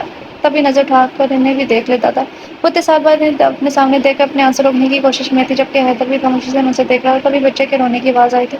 سعدیہ نے بیٹھ کے قریب موجود جھولے میں سے بچی کو نکالا، مشل کی گود میں دیا تو وہ ماں کا احساس پاتے ہی خاموش ہو گئی تھی۔ حنان نے بے ساختہ حیدر کی طرف دیکھا، اسی لمحے حیدر نے بھی اس کی طرف دیکھا۔ ایک لمحے کے لیے دونوں کی نظریں ملی تھیں، فوراً دونوں نے نظریں چھپائی تھیں۔ چلیں، اس کے کندھے پر ہاتھ رکھ کر مدھم آواز میں پوچھا تو اس نے نم آنکھوں سے نفی میں سر ہلایا تھا، جیسے اندر جانے کی ہمت نہ ہو۔ ایک ڈر تھا کہ اس کے چہرے پر کہ حیدر کو نظر آیا تھا، اس کا ہاتھ مضبوط سے تھامتا ہوا دروازہ دھکیل کر اندر داخل ہوا تھا اور بھاری آواز میں سلام کیا تھا۔ اندر موجود محفوظ نے جھٹکے سے اس کی طرف دیکھا تو ساکت رہ گئے تھے، آنکھوں میں حیرت اور بے یقینی تھی۔ میری بچی! سب سے پہلے سعدیہ بیگم ہوش میں آتی اس کی طرف بڑھی تھی اور فوراً سے اسے خود میں بیچ لیا تھا، پھر تحاشا چومنے لگی تھی۔ مشل نے اٹھنے کی کوشش کی، جب حیدر نے اس کی طرف بڑھا، اس کے سر پر بوسہ دے کر اس نے مشل کے سر پر ہاتھ رکھا تھا، اس کی گود میں موجود اس کی بیٹی کے گالوں کو انگلی سے چھوا تھا اور پھر تھوڑا سا جھک کر اس کے گال پر پیار کیا تھا۔ اس نے آنکھیں کھول کر حیدر کو دیکھا اور پھر دوبارہ سے آنکھیں بند کر لی تھی۔ حیدر تھوڑے سے مسکرا پڑا تھا، مشل کی آنکھیں بھی آنسوں سے مسکرا رہی تھی۔ گھر پر سب ٹھیک ہے؟ مشل نے سوال کیا تو اس کی بات کا سر ہلا کر جواب دیتا وہ بار بار گڑیا کے گالوں کو چھیڑ رہا تھا تاکہ وہ دوبارہ سے آنکھیں کھولے۔ مشل کی مسکراہٹ گہری ہوئی تھی۔ اٹھاؤ گے؟ مشل نے اپنے ہاتھوں کو اوپر کرتے ہوئے سوال کیا تھا۔ سوالیہ نظر سے دیکھا تو وہ دونوں ہاتھ اوپر اٹھانے کے انداز میں پیچھے ہٹ گیا تھا۔ یہ بہت چھوٹی ہے۔ عنایہ ابھی تک سعدیہ کے سینے سے لگی ہوئی تھی۔ حیدر ساکت کھڑے اشر سے ملنے کے لیے آگے بڑھا تھا، اسے گلے لگانے لگا، جب اشر نے ایک زوردار پنچ اس کے منہ میں مارا تھا۔ یہ سب اتنا غیر متوقع تھا کہ وہ لڑکھڑا گیا تھا، پورے کونے میں سے پوچھ آ گیا تھا۔ وہ تینوں سانس روکے انہیں دیکھ رہے تھے۔ اشر! مشل نے بے یقینی سے اشر کو پکارا جو انسنی پڑ گیا تھا۔ حیدر اس سے اس طرح کے رد عمل کی توقع رکھتا تھا، مگر اس جگہ پر بہن اور بیوی کے سامنے اس عمل پر اس کا خون کھول اٹھا تو اس نے پلٹ کر اشر کا گریباں پکڑا تو اس نے دوبارہ سے اسے بچ پانے کے لیے ہاتھ اٹھائے تاکہ عنایہ ہوش میں آتی تیزی سے ان کے درمیان آئی تھی۔ بھائی please Haider! I am sorry بھائی، آئی ایم سوری پلیز! آپ دونوں لڑے تو نہیں حیدر؟ چھوڑیں انہیں بھائی پلیز، آپ ہی چھوڑیں۔ وہ کبھی حیدر سے تو کبھی اشر کی طرف مڑتی تھی، ایک طرف بھائی تھا تو دوسری طرف اس کا شوہر تھا۔ مشل کی حالت بھی اس سے مختلف نہیں تھی، ایک بہت پرانا منظر اس کی آنکھوں کے سامنے لہرایا تھا۔ فراز ماموں کی طبیعت کافی خراب تھی، وہ بار بار صرف عنایہ کا نام لیتے تو اشر مشل کو ساتھ رک کر گیا تھا اور بنا کسی غلطی کے باپ کی خاطر ان سے معذرت کی تھی اور انہوں نے اپنے باپ کی طبیعت کا بتا کر عنایہ کو لے جانے کی اجازت مانگی تھی تو وہ بے شرط کی تھی اپنے مطلب کے لیے منوانے لے آئے ہو۔ اور ویسے جو میں تڑپی رہتی ہوں اپنی بیٹی کے لیے، کبھی توفیق نہیں ہوئی کہ اسے ماں سے ملوانے لے آؤ۔ اپنی بہن کی یاد ستائی ہے تو اس سے ملنے کے لیے لے آئے ہو، میری بیٹی کو بھی لے آئے ہو، اور اگر وہ یہاں نہ ہوتی تو تم مجھے اپنی بیٹی کی شکل دیکھنے کو بھی ترسا دیتے۔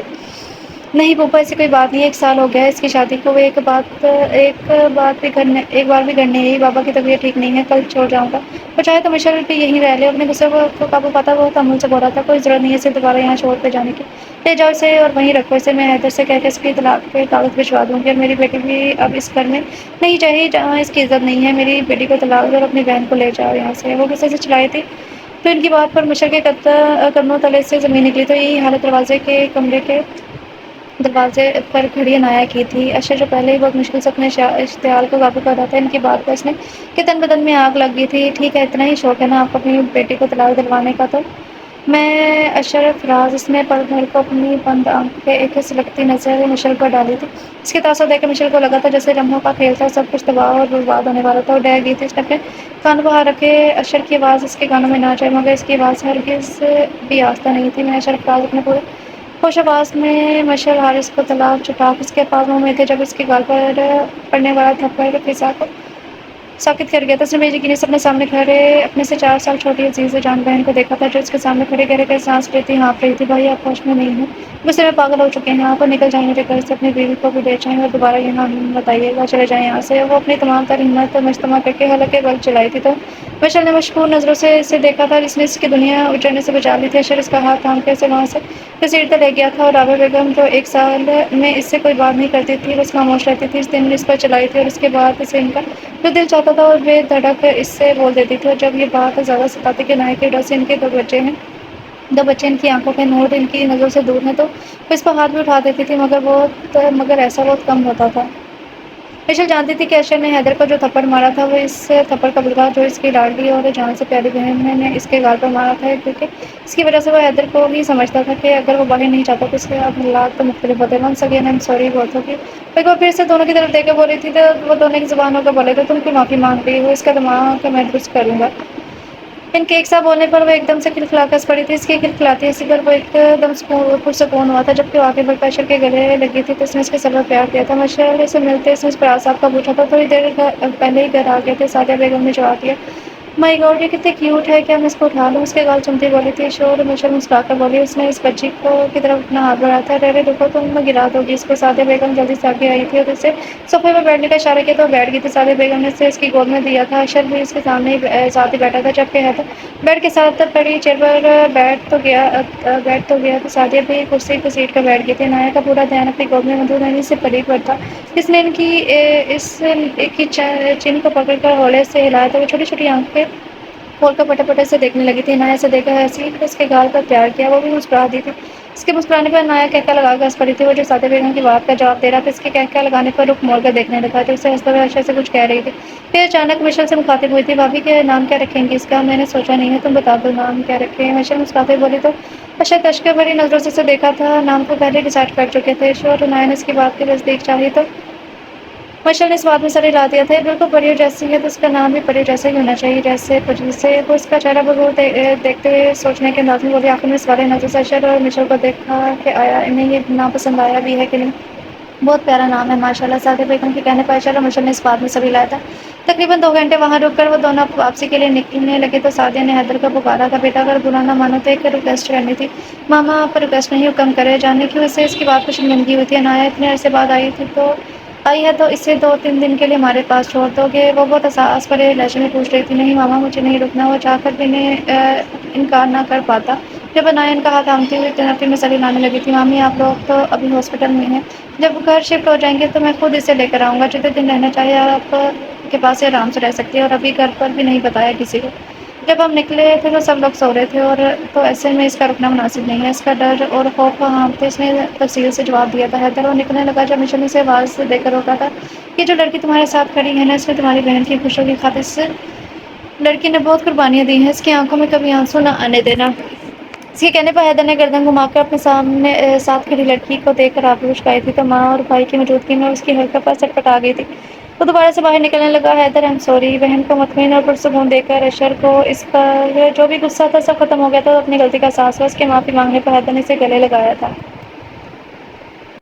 حیدر اپنے کندھے پر بوجھ محسوس ہوا تو اس نے گردن گھما کر دیکھا، وہ اس کے کندھے پر سر رکھ کے سو رہی تھی۔ حیدر نے مسکرا کر اپنا بازو اس کے گرد پھیلا دیا تھا، تبھی اس کا فون بجنے لگا تھا۔ اسکرین پر چمکتے نام کو دیکھ کر وہ سنجیدہ ہوا تھا۔ کال پک کی تھی۔ دعا سلام کے بعد دوسری جانب سے جو کہا گیا اسے سن کر اس نے لب بھیج لیے تھے۔ پیشانی کی رگیں تن گئی تھی۔ اس کو اٹھا لو، کسی کو شک بھی نہ ہو، میں 5 منٹ میں پہنچ رہا ہوں۔ گاڑی کی اسپیڈ بڑھاتے ہوئے اس نے کال کاٹی تھی۔ عنایہ عنایہ اٹھو، اس نے نرمی سے عنایہ کا گال تھپتھپاتے اسے پکارا تھا۔ اندر جاؤ، مجھے ایک ضروری کام ہے، تھوڑی دیر میں آ جاؤں گا۔ گھر کے سامنے رکتا وہ سنجیدگی سے بولا تو عنایہ اس بات میں سر ہلاتی گاڑی سے اتری تھی۔ اس کے گھر کے اندر داخل ہونے کے بعد وہ زن سے گاڑی بھگا لے گیا تھا۔ سدرا ملازمہ جاؤ، حیدر کو بلا کر لاؤ۔ رابعہ بیگم نے دوسرا گلاس حارث صاحب کے سامنے رکھتے ہوئے فرش پر پوچھا لگاتی ملازمہ کو کہا، جو جی اچھا کہتی چلی گئی تھی۔ عنایہ چائے کے کپ ٹرے میں سجائے لے کر آئی تھی اور باری باری سب کو دینے لگی۔ جب حارث صاحب نے شہیر کو مخاطب کیا تھا، شہیر کسی اچھی بچی کا انتظام کرو، جلدی ہو سکے۔ لاٹ صاحب کو پسند نہیں ہے کہ ان کی بیوی سے کام کروایا جائے، یہ نہ ہو کہ کہیں تمہاری ماں اور تائی کے ہاتھ کے بدمزہ کھانا کھانے پڑ جائیں۔ انہوں نے ہلکے پھلکے انداز میں بیوی اور بھابھی پر طنز کیا تھا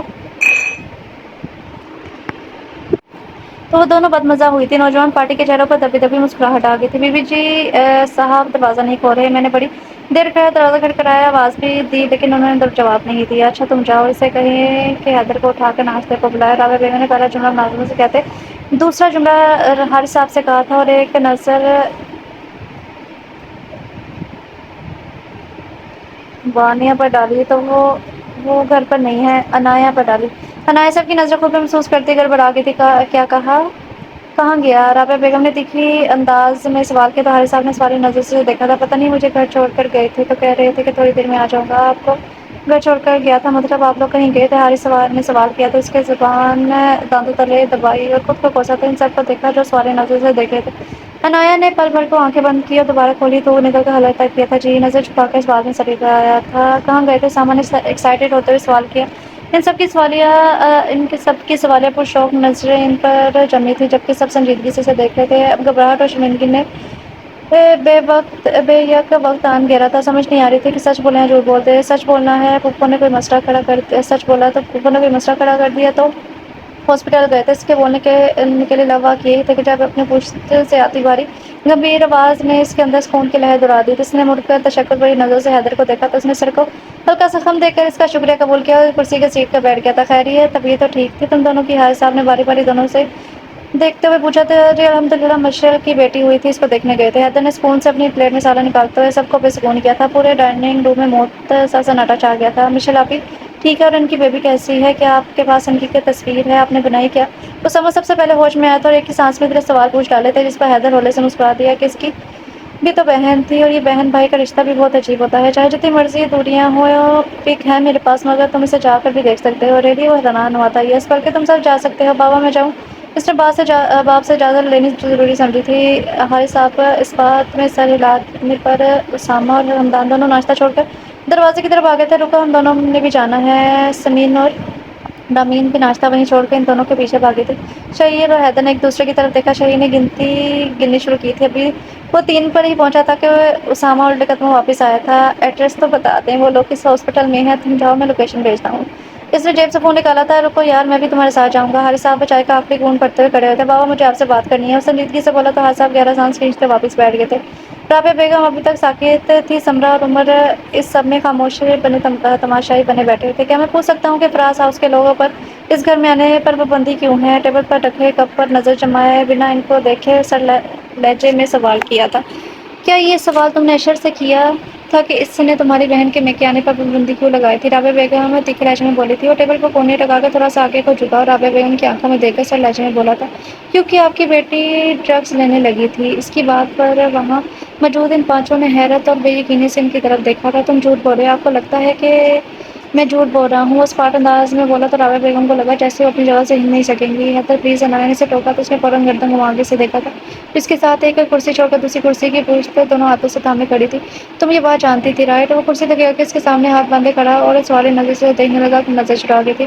میری بات کا جواب دو عنایہ جی۔ حیدر اس چیپٹر کو یہیں پر ختم کر دے پلیز، کیونکہ تکلیف دہ ماضی کو چھیڑنا تکلیف دیں گے، وہ اتنی ہی تکلیف دے گا۔ جو زخم ہلکے ہو رہے ہیں ان کو کریدنے سے نئے زخموں کے سوا کچھ نہیں ملے گا۔ تو بہتر نہیں ہے کہ ہم لوگ کیا ہوا، کیسے ہوا، کیوں ہوا پر توجہ دینے کی بجائے اپنے آج پر توجہ دے؟ وہ بہت نرمی سے ٹھہر کر بولی تھی تو اس کا ایک لفظ وہاں موجود سبھی افراد کو اپنے دل میں اترتا ہوا محسوس ہوا تھا۔ شہید جو کب سے وہ مشکل پر چپ بیٹھا تھا۔ حیدر میرے خیال میں بھابھی بالکل ٹھیک کر رہی ہیں، ہمیں ماضی پر بات کرنے کی بجائے حال پر توجہ دینی چاہیے۔ اس کے انداز میں کچھ تو ایسا تھا کہ حیدر چونکا تھا، جبکہ وہ چلتا ہوا اس کے قریب آن کر رکا تھا۔ یوں کہ حیدر نے دائیں جانب عنایہ کھڑی تھی تو بائیں جانب شہید تھا۔ کیا مطلب؟ اس نے منہ میں سکڑی تو شہید حارث صاحب کی طرف پلٹا تھا۔ تایا ابا، آپ اس سے پوچھتے کیوں نہیں ہیں کہ یہ جناب ساری رات باہر گزار کر اس وقت اتنے فریش سے کہاں سے تشریف لا رہے ہیں؟ اس نے کمینگی سی مسکراہٹ لبوں پر سجا کر کہا تو حیدر جل بن گیا تھا اور دل میں سے ایک معذب سے لفظیں پکارا تھا تو عنایہ نے غیر ارادی نگاہ اس کی طرف اٹھائی تھی اور ٹھٹک گئی تھی۔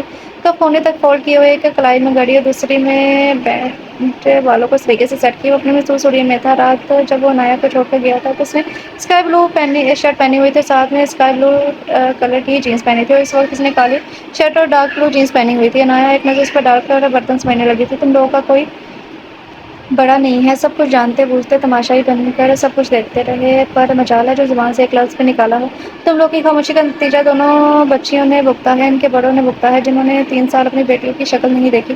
عمر صاحب غصے سے ان دونوں کو گھورتے ہوئے بولے تھے، چاچو مجھے خود کچھ دیر پہلے ہی پتہ چلا ہے، ہمارے گھر کے بڑوں نے جو کچھ بھی بھگتا ہے اس میں ان کی اپنی غلطی ہے۔ وہ سنجیدگی سے بولا تھا۔ کیا مطلب؟ انہوں نے ابروش کہا تھا۔ اس سے پہلے کہ اس کی بات پر کوئی جواب دیتا رابعہ بیگم کی آواز نے سب کی ان کی طرف دیکھا تھا۔ ان کا چہرہ خطرناک حد تک سفید پڑ چکا تھا۔ کپ کپاتی آواز میں بولی تھی، آنسو گال سے پھسل رہے تھے۔ حیدر میں نے اپنی آنکھوں سے مشل کو ہاتھ اٹھاتے دیکھا تھا، وہ اس سے بہت برے طریقے سے بات کر رہا تھا، بلکہ چلا رہا تھا اس پر، اور اس نے اسے کمرے میں بند کر دیا تھا۔ ماما ریلیکس، آپ پانی پیے۔ حیدر تیزی سے ان کی طرف آیا تھا اور ان کے قدموں میں بیٹھا۔ عنایہ نے گلاس میں پانی ڈال کر اس کی طرف بڑھایا تھا پر انہوں نے پینے سے انکار کر دیا۔ حیدر اس دن میں بنا بتائے مشل سے ملنے گئی تھی تو وہ گھر پر نہیں تھا، میں اس کا انتظار کرنے لگی۔ اشر گھر آیا تو اس نے مشل کا پوچھا، پھر غصے سے کہیں چلا گیا۔ واپس آیا تو مشل اس کے ساتھ تھی۔ اشر نے اسے مجھ سے ملنے نہیں دیا اور اسے اپنے ساتھ گھسیٹتے کمرے میں لے گیا تو اس کے بال کھینچتا اس پر چلانے لگا۔ اس نے مشل سے کہا کہ آئندہ گھر سے قدم باہر نکالا تو ٹانگیں توڑ دوں گا، اور آج سے تم اپنی ماں کے گھر بھی نہیں جاؤ گے۔ حیدر نے کھڑے ہو کر ان کا سر اپنے ساتھ لگایا تھا، ہولے سے تپتپانے لگا جیسے انہیں پرسکون کرنا چاہ رہا ہو، پر انہیں بولنے سے نہیں روکا تھا۔ وہ چاہتا تھا کہ اتنے سالوں سے جو غبار ان کے اندر جمع ہے وہ باہر نکال دیں۔ اس کے بعد وہ اپنے بیڈ پر پینکس کو روم میں لاک کر کے دوبارہ سے چلا گیا تھا اور وہ چیختی رہی، میری بچی چیختی رہی، سعدیہ بھابھی انجان بن گئی تھی اور یہ عنایا ہی اپنے کمرے میں چھپ گئی تھی اور روتی ہوئی بولی تھی۔ ان کے دل میں درد کی لہر اٹھی تھی، سب پریشانی سے ان کے گر جمع ہو گئے تھے۔ جب عنایا حیدر ہی کے انداز میں ان کے قدموں میں بیٹھی اور دونوں ہاتھ ان کے گھٹنوں پر رکھے سر جھکائے الفاظ کو ترتیب دینے لگی، پھوپھو اس دن مشل آپ کے گھر پر یہاں آنے کا بتا کر گئی تھی اور وہ ادھر آنے کی بجائے اپنے دوست سے ملنے چلی گئی تھی جن سے وہ ڈرگس لیتی تھی۔ اس وقت جب بھائی نے گھر لے کر آیا تب انہوں نے ڈرگس لیے ہوئے تھے، ان کی کنڈیشن ایسی نہیں تھی کہ کسی سے مل سکے۔ اس بات پر انہوں نے حیرت سے دیکھا تھا، تم نے مجھے پہلے کیوں نہیں بتایا، آپ نے پوچھا ہی نہیں؟ وہ نم آنکھوں سے دیکھتے بھیگی لہجے میں بولی تھی، ماں یہ اشر کا ظرف اور اس کی مشل سے محبت تھی کہ نہ صرف اس نے مشل کو قبول کیا، اس کا علاج کروایا، بلکہ یہ بات صرف ہمیں پتہ تک نہیں چلنے دی کہ مشل نشہ کرتی ہے۔ حیدر نرمی سے انہیں دیکھتا بول رہا تھا جبکہ وہ شرمندگی کی گہرائیوں میں ڈوبنے لگی تھی۔ سمرا چاچی سر ہاتھوں میں لیے بیٹھی ہوئی تھی۔ اشر نے صحیح معنوں میں رشتہ داری کا حق ادا کیا تھا اور ہم نے کیا کیا؟ حیدر کا سوال کسی تازیانے کی طرح انہیں لگا تھا۔ وہ تڑپ اٹھی تھی، بس کر دو حیدر، بس کر دو ورنہ میرا دل پھٹ جائے گا۔ وہ روتی ہوئی بے بسی سے بولی تھی۔ عنایا نے ان کا ہاتھ پکڑ کر ہولے سے تھپتھپایا تھا۔ مس انڈرسٹینڈنگ، غلط فہمی، یہ ایک ایسا لفظ ہے جو بہت سے رشتوں کو نگل جاتا ہے۔ بہت سے خوبصورت لمحے، بہت سے خوبصورت رشتے اس کی بھیٹ چڑھ جاتے ہیں۔ جیسے رابعہ بیگم کو ایک غلط فہمی ہوئی تھی جسے دور کرنے کے بجائے انہوں نے اس پر یقین کیا تھا اور ان کی یہ غلط فہمی دو محبت کرنے والے خاندانوں کے درمیان فاصلہ لے آئی تھی۔ اسی لیے کوشش کریں کہ غلط فہمی کو دل میں جگہ نہیں دینی چاہیے کہ جب ان غلط فہمیوں کے بادل سر سے چڑھنے لگتے ہیں تو پیچھے بہت سے پچھتاوے اور ملال چھوڑ جاتے ہیں کہ بعض دفعہ انسان ان پچھتاووں کو مٹاتے خود مٹ جاتا ہے، ان کی ہستی فنا ہو جاتی ہے مگر پیچھے رہ جاتا ہے ملال، پھر بھی ختم نہیں ہوتا۔ عنایا میری بچی مجھے معاف کر دو، رابعہ بیگم نے اس کو اپنے گلے لگاتے ہوئے نم لہجے میں کہا تھا۔ عنایا مجھے معاف کر دو، میں تمہارے ساتھ بہت زیادتی کی ہے۔ انہوں نے اس کے سامنے ہاتھ جوڑ دیے تھے اور نفی میں سر ہلاتے ان کے ہاتھ تھام کر چوم لیے تھے۔ وہ معافی مت مانگی، میں نے آپ کے بیٹے کو بھی معاف کر دیا ہے، آپ تو میری پھوپھو ہیں، میری آئیڈیل پھوپھو تھیں آپ، میں آپ سے کبھی بھی ناراض نہیں ہو سکتی۔ انہیں گلے لگا کر مسکرا کر بولی تھی تو حیدر نے آبرو اچکائی تھی جیسے کہہ رہا ہو کہ واقعی ہی نہیں، تم اتنی آسانی سے معاف نہیں کرنا، جو کچھ بھی ہوا ہے اسی کی وجہ سے تو ہوا ہے، اسی ضد اور ہٹ درمی کی وجہ سے ہوا۔ اس کی بات پر حیدر کا منہ کھل گیا تھا۔ تم نے اس سے بالکل بھی بات نہیں کرنی ہے، جو اب تم سے محبت کا دعوے دار ہے، یہ کہتا تھا کہ تمہارے ساتھ شادی نہیں کرنی، کتنی قسمیں باتیں دے کر اتنی مشکل سے شادی کے لیے راضی کیا تھا میں نے اس کو، اس کے باوجود اتنے نخرے کیے تھا، پھر گھر سے ہی بھاگ گیا تھا۔ اس کی بات پر عنایا نے بمشکل اپنی مسکراہٹ روک کر فرما برداری سے اس بات میں سر ہلا دیا تھا۔ حیدر کی شکل دیکھ شہیر اور حارث صاحب نے اپنی ہنسی ضبط کی تھی۔ عنایا نے مسکراتی نظروں سے دیکھا، اس کی مسکراہٹ چیلنجنگ تھی، جیسے کہہ رہی ہو کہ اب مجھے بنا کر دکھاؤ۔ حیدر نے ہلکا سا سر کو خم دے کر ایسے چیلنج کو قبول کیا تھا اور اسے اپنے کمرے میں آنے کا اشارہ کر کے سب سے ایکسکیوز کرتا وہاں سے چلا گیا تھا۔ اسے اگنور کرتی رابعہ اور سمرا سے باتیں کرنے لگی کہ اب غلط فہمی کے بادل چھٹے تھے، سب کچھ روشن اور پرسکون تھا۔ وہ جب کمرے میں آئی تو حیدر پاؤں لٹکائے بیڈ پر لیٹا ہوا تھا، شاید اس کا انتظار کرتے سو گیا تھا۔ اسے اس طرح سے دیکھ کر عنایا کے دل نے ایک بیٹ مس کی تھی، وہ بنا آواز کے آگے بڑھی تھی، اس کے پاؤں کو جوتوں کی قید سے آزاد کیا ہوا مشکل اس کی ٹانگوں کو بیڈ پر رکھا تھا، اس کو چادر اڑا کر وہ دبے قدموں میں واپس پڑنے لگی۔ جب حیدر نے اس کی کلائی پکڑ کر ایک جھٹکے سے اپنی طرف کھینچا تھا تو اس سے افتاد پر وہ کٹی پتنگ کی طرح اس کے سینے سے آ لگی تھی، بال جوڑے سے کھل کر چہرے کے گرد حصار قائم کر گئی تھی۔ اس نے مچھلی کی طرح تڑپ کر اس کے حصار سے نکلنا چاہا تو اس نے گرد حصار باندھ کے اسے روک دیا تھا۔ وہ جب حیدر پلیز، منتشر دھڑکنیں، لرزتی پلکیں، سرخ چہرہ کپکپاتے لب، وہ جانے کتنی دیر تک اس کے چہرے کو نظروں کے حصار میں لیے دیکھتا رہا تھا جبکہ اس کی اس حد تک غربت کو محسوس کرتی اس کی گرفت سے نکلنے کے لیے بے حال ہو رہی تھی۔ اتنی دیر لگا دی کیوں آنے میں؟ اس کے چہرے کو نظروں کے حصار میں رکھ کر اس نے دستاز پار کیا تھا۔ تو آپ مجھے اس طرح سزا دیں گے؟ وہ نم آنکھوں سے کی آنکھوں میں دیکھتے ہوئے کپکپاتے لہجے میں بولی تھی۔ ہرگز نہیں۔ حیدر نے جھک کر اس کی ہرنی جیسی آنکھیں، بڑی بڑی خوبصورت آنکھوں کو چھوا تو اس کے وجود میں لرزش پیدا ہوئی تھی۔ اس نے فوراً نظریں چھپا لی تو ایک بار پھر سے اٹھنے کی کوشش کی۔ بیوی کو منانے کی ایک چھوٹی سی کوشش کر رہا ہوں میں مان گئی ہوں تو کل ہی تو مان گئی تھی میں نے کب کہا کہ میں ناراض ہوں؟ بلکہ میں تو کبھی آپ سے ناراض تھی ہی نہیں۔ وہ تیزی سے بولی تھی، اس کے انداز پر، بات اور انداز پر حیدر کا لگا گیا تھا۔ وہ پرشوق نظر سے اسے دیکھنے لگا، نیند کی خمار لیے سرخ آنکھیں اس کی نظروں کا پیغام پڑھ کر حیدر نے اپنی گرفت ڈھیلی کی تو پھر پھرتی سے دور جا کر کھڑی ہو گئی تھی، سینے پر ہاتھ رکھ کر گہرے گہرے سانس لینے لگی تھی۔ حیدر چلتا اس کے قریب آیا، ڈریسنگ کی دراز سے ایک چھوٹی سی ڈبی نکال کر ایک قدم کے فاصلے پر رکھ دیا تھا۔ اس میں ایک خوبصورت سی چین نکال کر اس میں ایک چھوٹا سا ہارٹ شیپ کا پینڈنٹ تھا، لکھا ہوا تھا جس کے اوپر ایچ اور اس کے اندر میں آئی اس کے اندر ایچ لکھا ہوا تھا میں آئی، اس نے اجازت چاہی، نایا نے پلکیں جھکا دی تھی اور مسکرا کر چین سے پہنانے لگا، اس کا لمس اپنی گردن میں محسوس کرتے اس نے آنکھیں میچ لی تھی۔ حیدر نے اسے چین پہنا کر اس کا رخ اپنی طرف کیا، اس کی بند آنکھیں دیکھ کر مسکرا دیا۔ نایا اس کے بال کان کے پیچھے رستے سے وکالت اس نے پلکوں کی بال اٹھا کے اسے دیکھا تھا۔ تم کچھ پوچھو گی نہیں کہ رات میں کہاں تھا؟ نہیں، ایک لفظی جواب آیا تھا۔ کیوں؟ کیا پوچھنا چاہیے؟ ہونٹ چباتے ہوئے آبرو جھکا کر سوال کیا تھا۔ بالکل پوچھنا چاہیے، بیوی ہو تم میری، اور تمہیں پتہ ہونا چاہیے کہ تمہارا شوہر کس وقت کہاں پر موجود ہوتا ہے۔ اس کو کندھوں سے تھامتے ہوئے اپنے سامنے کیا تھا۔ تو پھر آپ کو خود بتا دینا چاہیے نا کہ مجھے پوچھنے کی ضرورت ہی نہ پڑے۔ نایا نے اسے دیکھتے ہوئے کہا تھا۔ تو یعنی تم خود نہیں پوچھو گی؟ اس کے پوچھنے پر اس نے نفی میں سر ہلایا تھا۔ میں کبھی بھی آپ سے کسی بھی عمل کی وضاحت نہیں مانگوں گی۔ اب دیکھتے ہیں کہ کتنا اعتماد کرتے ہیں مجھ پر، مطلب تم مستقبل میں مجھے میں ایک مشکل بیوی ثابت ہوگی۔ وہ ہولے سے ہنس پڑا تھا، کچھ دیر خاموشی سے انایا کو دیکھتا رہا، پھر دھیرے دھیرے بولنا شروع کیا تھا۔ جب وہ یہاں سے گیا تھا تو وہاں ایک ریسٹورینٹ میں جاب کرتا تھا، کیونکہ اس وقت وہ جاب اس کی ضرورت تھی۔ وہاں پر حیدر کا ایک کولیگ تھا جو کہ در حقیقت ایک سیکرٹ ایجنٹ تھا، کسی مشن کے سلسلے میں وہاں آیا ہوا تھا۔ ایک رات حیدر کسی کام سے ریسٹورینٹ کے پچھلے حصے کی طرف گیا جو کہ اسٹور روم کی طرف تھا۔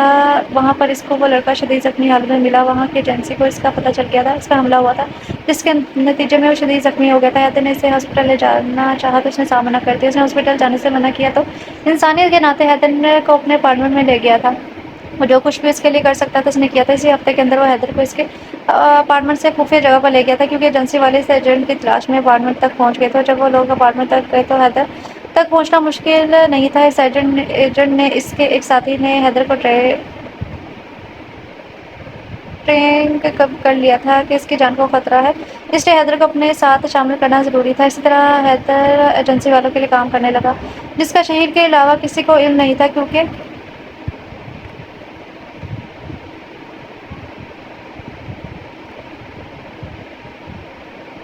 کیونکہ اس دوران وہ 2-3 مرتبہ پاکستان آیا تھا اور رات کو بھی اسی کام کے سلسلے میں گیا تھا۔ کام کے دوران کپڑے گندے ہو گئے تھے، اس لیے چینج کر کے آیا تھا۔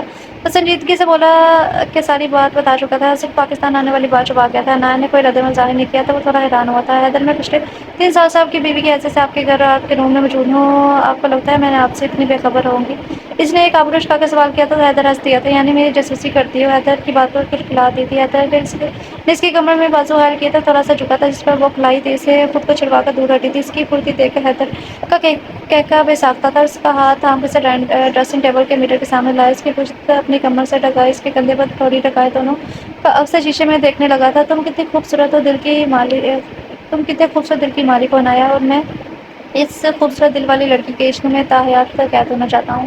نگاہیں اس کے لبوں پر جمائے آنکھوں میں خماری لیے بولا تو اس نے کہ بے حد نزدیکی پر نایا کی جان ہوا ہوئی تھی۔ وہ پھوپھو کی کال آئی تھی، وہ کہہ رہی تھی کہ بھابھی کو ہاسپٹل سے ڈسچارج کر دیا گیا ہے، تو وہ لوگ سب بابا کے گھر جا رہے ہیں، میں بھی چلی جاؤں؟ اپنی پاگل ہوتی ہے ترکیبوں کے شور سے گھبراتے ہوئے وہ جلدی سے راہ فرار کی راہ نکالنے لگی تھی۔ واپس کب آؤ گی؟ گہرا سانس بھر کے سوال کیا گیا تھا۔ اس کا رخ اپنی جانب موڑا تھا۔ کچھ دن رکوں گی، آپ کو کال کر دوں گی جب آنا ہوگا۔ اس کی نظروں کی تپش سے گھبراتے ہوئے واپس بھاگنے پر توڑنے لگی تھی۔ حیدر نے 2 قدم اس کی طرف بڑھائے، انایا نے قدم پیچھے لیے تو پیچھے ڈریسنگ سے ٹکرا گئی۔ حیدر مسکرایا، اپنے دونوں ہاتھ ڈریسنگ ٹیبل پر رکھ کر اس کی راہ فرار بند کی تھی اور دوہرا جھک کر اس کی پیشانی پر چھوتے کان کے قریب سرگوشی کی تھی۔ کب تک بھاگو گی؟ جب تک بھاگ سکوں گی۔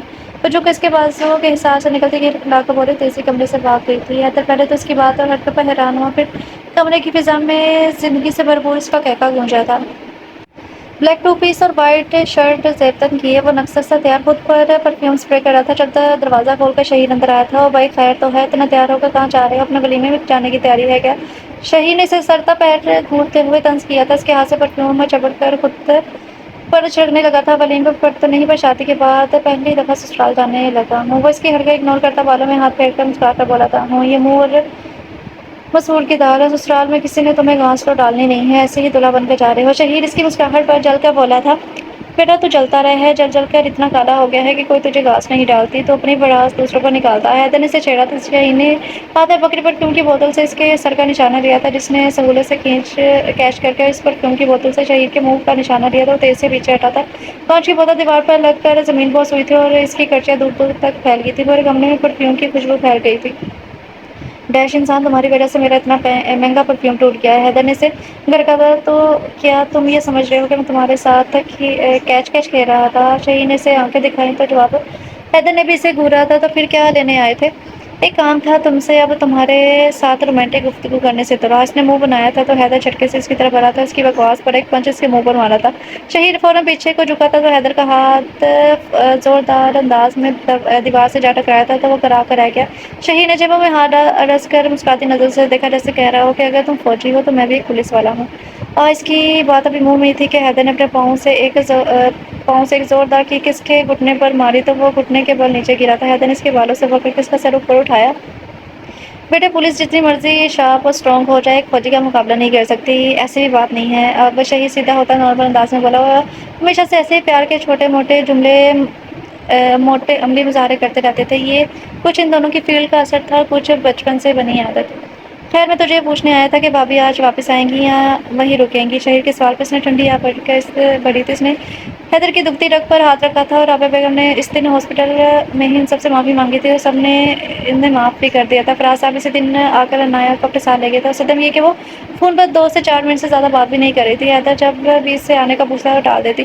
تم کیوں پوچھ رہے ہو؟ اس لیے پوچھ رہا ہوں کہ سب گھر والے جا چکے ہیں، اگر بھابھی نے واپس نہیں آنا تھا تو میرے ساتھ چلو، میں بس نکلنے لگا ہوں۔ اس نے آفر دی تھی، جسے حیدر نے رد کر دیا، تو شہیر سر ہلاتا ہوا روم سے نکل گیا تھا۔ اس کے جانے کے بعد حیدر نے اپنا کوٹ اتار کر بازو پر ڈالا، شرٹ کے کف فولڈ کر کے گھڑی کا ڈائل سیدھا کیا، اور فون اور گاڑی کی چابی اٹھاتے ہوئے نکل گیا۔ ایک خیال کے تحت اس نے فون اٹھایا، عنایہ کا نمبر ڈائل کیا تھا۔ حسب توقع اس نے کالر نہیں اٹھائی تھی، وہ سر جھٹک کر روم کی لائٹ آف کرتا باہر نکل گیا تھا۔ اس کے فون کی میسج کی 20 بجی تھی۔ جی مختصر میسج، آج گھر آؤ گی؟ حیدر نے فوراً پوچھا تھا۔ ارادہ تو نہیں ہے، گاڑی سٹارٹ کرتے رول پر ڈالتے ہوئے اس نے میسج پڑھا تھا۔ ارادے کو چھوڑو، دل کا بتاؤ، دل کیا چاہتا ہے؟ ایک ہاتھ سے اسٹیئرنگ سنبھالتے ہوئے اس نے میسج ٹائپ کیا تھا۔ دوسری طرف اس کا میسج پڑھ کر عنایہ کی دھڑکنیں تھمی اور گال دھکے تھے۔ دل کی بات سننا چھوڑ دی ہے میں نے، کافی دیر بعد اس نے دھک دھک کرتے دل سے میسج ٹائپ کیا تھا، جسے پڑھ کر حیدر کی مسکراہٹ گہری ہوئی تھی۔ تو میرے دل کی سن لو، اس نے میسج سینڈ کر کے فون جیب میں رکھا، جانتا تھا کہ اب جواب نہیں آئے گا۔ عنایہ حیدر سے بات کر رہی تھی، مشر نے بغور اس کے چہرے پر رنگوں کو دیکھا تھا۔ جی نہیں، میرا مطلب ہے آپ کو کیسے پتا؟ مشر کے اچانک سوال کرنے پر وہ بوکھلا گئی تھی۔ مشر ہنس پڑی، کیا ہوگا، وہ تمہارا ہی ہے، اتنا گھبرا کیوں رہی ہو؟ مشر ہنس پڑی تھی، گھبرا تو نہیں رہی، آپ کو کیسے پتا؟ اس نے اپنا سوال دہرایا تھا۔ تمہارے چہرے پر پہلے رنگوں نے بتایا ہے کہ تم کس سے بات کر رہے ہو۔ مشر اس کی بات پر گردن موڑ کر دائیں جانب شیشے میں اپنا چہرہ دیکھا جو سرخ ہو رہا تھا۔ وہ شرمندہ سے سر جھکا کے اور مشر ہنسنے لگی، اسے اپنے پاس بلایا تھا، تو وہ اپنے پیروں تک آتی مکسی سنبھالتی ہوئی صوفے سے اٹھ کر اس کے پاس آئی اور فریزر کو اٹھا کر مشر کے قریب بیٹھ گئی تھی۔ عنایہ، تم نے گھر کب جانا ہے؟ مشر کی نظر اس کے چہرے پر جمی تھی۔ ماما کہہ رہی تھی کہ پورا منتھ میں ان کے پاس رہوں، اور میں بھی یہی سوچ رہی تھی کہ کم از کم ایک ماہ تو یہی رہوں۔ وہ فریزر کے گال کو چھوتی آہستہ سے بولی تھی۔ عنایہ، تمہیں نہیں لگتا کہ تمہیں گھر چلے جانا چاہیے؟ مشر کی بات پر عنایہ نے سر اٹھا کے اسے دیکھا، تو اس نے جلدی سے اپنی بات کی وضاحت دی۔ دیکھو عنایہ، میری بات کا غلط مت لینا، بڑی بہن بن کے ایک مشورہ دے رہی ہوں، تو اس کے ساتھ ٹائم اسپینڈ کرنا چاہیے، اپنے رشتے کو سمجھو اور اس سے وقت دو۔ عنایہ سر جھکا کے اس کی بات سننے لگی تھی۔ اب کیا بتاتی اسے کہ اس کو وقت دینے سے ہی ڈر کے یہاں چھپی بیٹھی تھی۔ عنایہ، تم سمجھ رہی ہو کہ میں کیا کہنا چاہ رہی ہوں؟ اس کے پوچھنے پر عنایہ نے اس بات میں سر ہلا دیا تھا۔ ابھی وہ لوگ آنے ہی والے ہوں گے، اور تم کب سے ایسے سر چاڑ منہ پھاڑ ہوئے میں ہی رہی ہو، تیار بھی نہیں ہوئی؟ ایمن کو بلاتی ہوں، تمہیں اچھے سے تیار کر دے گی۔ مشر نے اسے جھٹکا تو خارج ہوئی تھی۔ ابھی میں تیار تو ہوں، اب اگر اس سے زیادہ کچھ بھی نہیں کیا تو اتنی اوور لگوں گی، کیونکہ سب ہلکا پھلکا تیار ہو کر آئے ہیں، میں کتنی عجیب لگوں گی۔ اس نے خود پر ایک نظر ڈالی۔ اس نے گہرے سبز رنگ کی پیروں کو چھوتی میکسی میں زیبتن کی تھی، بالوں کی چوٹیاں بنائے، دائیں کندھے پر ہاتھ پر بال رکھے ہوئے ہلکا سا گلوز اور مسکارا لگایا، وہ خود کو تیار ہی لگی تھی۔ عنایہ، تم سب کو چھوڑو، خود کو اس کے لیے سجاؤ، اب سب کے بارے میں سوچنا چھوڑ دو، اپنے بارے میں سوچو، تم پہلے ہی دوسروں کی خاطر خود کو تکلیف دے چکی ہو، جن میں سر فہرست میں ہوں۔ مشر کا ہاتھ تھامتے نم آنکھوں سے بولی تھی۔ تبھی ایمن نے سب کے آنے کی اطلاع دی، تو مشر نے عنایہ کو تیار ہونے بھیج دیا تھا۔ وہ ڈریسنگ میرر کے سامنے کھڑی ایک ایک کر کے پھول بالوں سے نکال رہی تھی، جب حیدر نے اس کے گرد بازو لپٹے اپنے حصار میں لیا تھا۔ اس کے بالوں کی خوشبو کو گہرا سانس لے کے اندر اتارنے لگا تھا۔ عنایہ کے ہاتھ کب کب آئے تھے، پلکیں لرزی تھی، دل ایک عجیب لے میں دھڑکنے لگا تھا۔ Anaya, you are very beautiful, extremely beautiful, and I am very lucky that all your beauty is only for me, you are the reward of my goodness.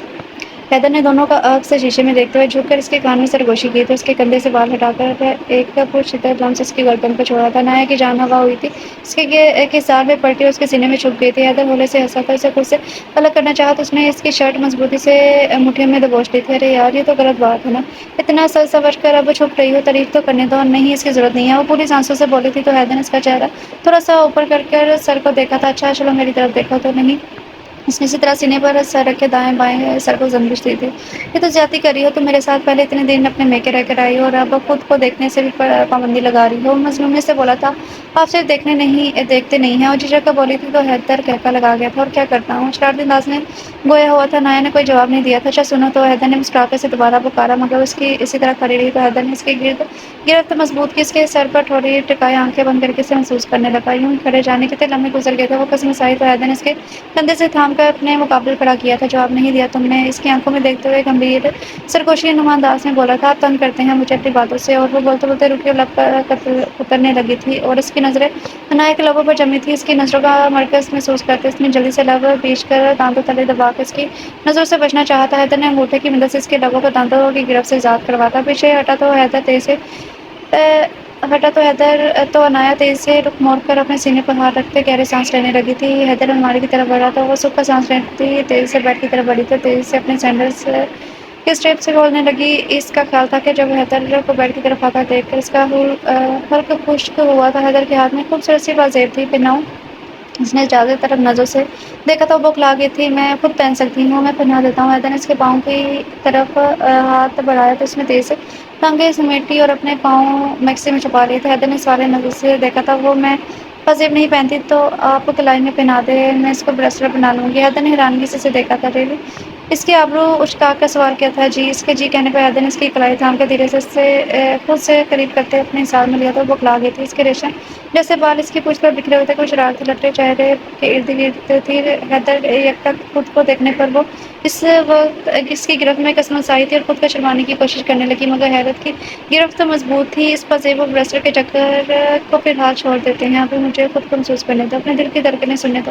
Haider نے اس کے کان کے قریب جھک کر بے باکی سے کہتے اس کے گال کو چھوا تو وہ کان کی لو تک سرک پڑی تھی۔ اجازت اس کی جذبے اور اڑاتی نظریں محسوس کر کے نایا کی ہتھیلیاں نم ہوئی تھیں، گھنی پلکیں جھک کر آرزوؤں پر سایہ پگن ہوئی تھی جنہیں اس نے ہولے سے چھوا اور نرمی سے نایا کو خود میں سمیٹتا چلا گیا تھا۔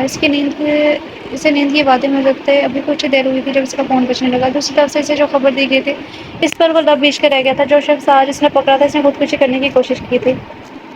حیدر نے الماری سے اپنے کپڑے نکالتا واش روم کی جانب بڑھا تھا۔ اب اسے اس مشن کو مکمل کرنا تھا۔ گن کی بلیٹ چیک کر کے اپنے پاس رکھی چاقو اپنے پاؤں کے پاس باندھ کر بوٹ کے گھسنے باندھتے نایا پر نظر ڈالتا جو گہری نیند میں تھی۔ اس کی پیشانی کو ہولے سے چومتے اپنا موبائل جیب میں رکھتا وہ روم سے نکل گیا۔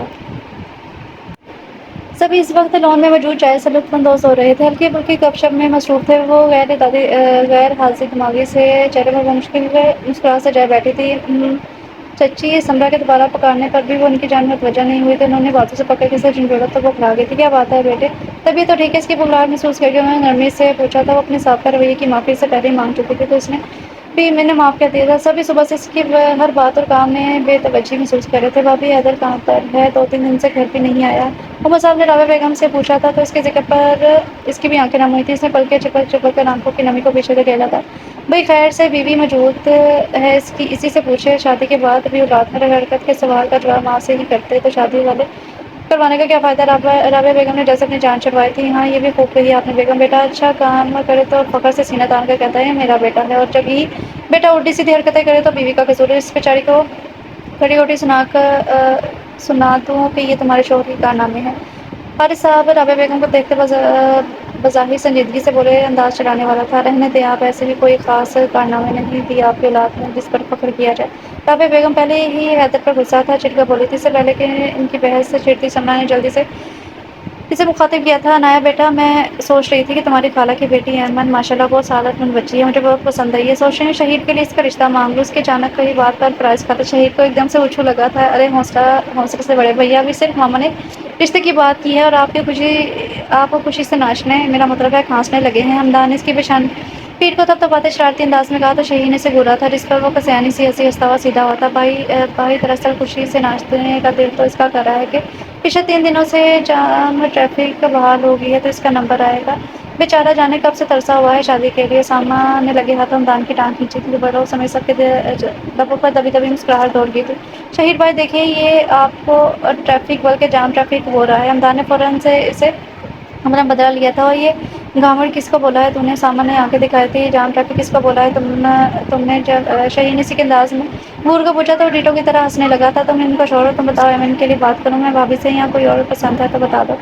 राबे बेगम ने शहीद से बज़ाहिर राजदारी से पूछा था, मगर इनकी आवाज़ वहाँ मौजूद हर शख्स ने आसानी सुनी थी, जिससे इनके चेहरों पर दबी दबी मुस्कुराहट आ गई। नहीं, कोई लड़की पसंद नहीं है, आप लोग देख लें जो आपको बेहतर लगे। शहीद अपनी शर्ट पर से नदीदा सलवटें दुरुस्त करता हुआ बोला, जिसकी नज़रों के पर्दे पर ऐमन की शक्ल लहराई थी। यूं ही हल्की फुल्की गपशप और कैफों के दरमियान इन सब लोगों ने आस्ता आस्ता वहाँ से चले गए। वो जाने कब तक वहीं बैठी रही थी। सबीन कई बार इसे बुलाने आ चुकी थी, मगर इसने जैसे सुना ही नहीं था। इसके कानों में तो गोलियों की ततराहट गूंज रही थी। बाकी सब आवाज़ें जैसे कहीं खो गई थी। अचानक वो उठी, फोटो के करीब जाकर खड़ी होगी। तुम्हें क्या हुआ है? तुम क्यों मुरझाने लगी हो? क्या तुम भी मेरी तरह उदास रहने लगे हो? फूलों की पत्तियां उंगली और अंगूठे के दरमियान नरमी से मसलते फूल की नरमाहट को महसूस करते हुए बोली थी। छोटा सा बगीचा इसकी मेहनत की वजह से हरा भरा रहता था। इन 3 सालों में नाया ने इस मुख्तलिफ किस्म के फूल पौधे लगा दिए थे। हैदर के पाकिस्तान आने के बाद उसने पौधों को तवज्जो नहीं दी थी, तो अब वो पौधे मुरझा गए थे। वो लाला पाइप ट्यूबलाइट में क्या अपने दिल की बात तुमसे शेयर करूं? ट्यूलिप के फूलों को हाथों से छूती वो सरगोशी बड़ी आवाज़ में बोली थी, तुम्हें पता है वो 3 दिन से गायब है। सुबह फजर से पहले मेरी इनसे बात हुई थी, तो मैंने गोली की बात सुनी। क्या तुम भी हम इंसानों की तरह अल्लाह से दुआ कर सकते हो? कर सकते हो तो इसके लिए दुआ करना।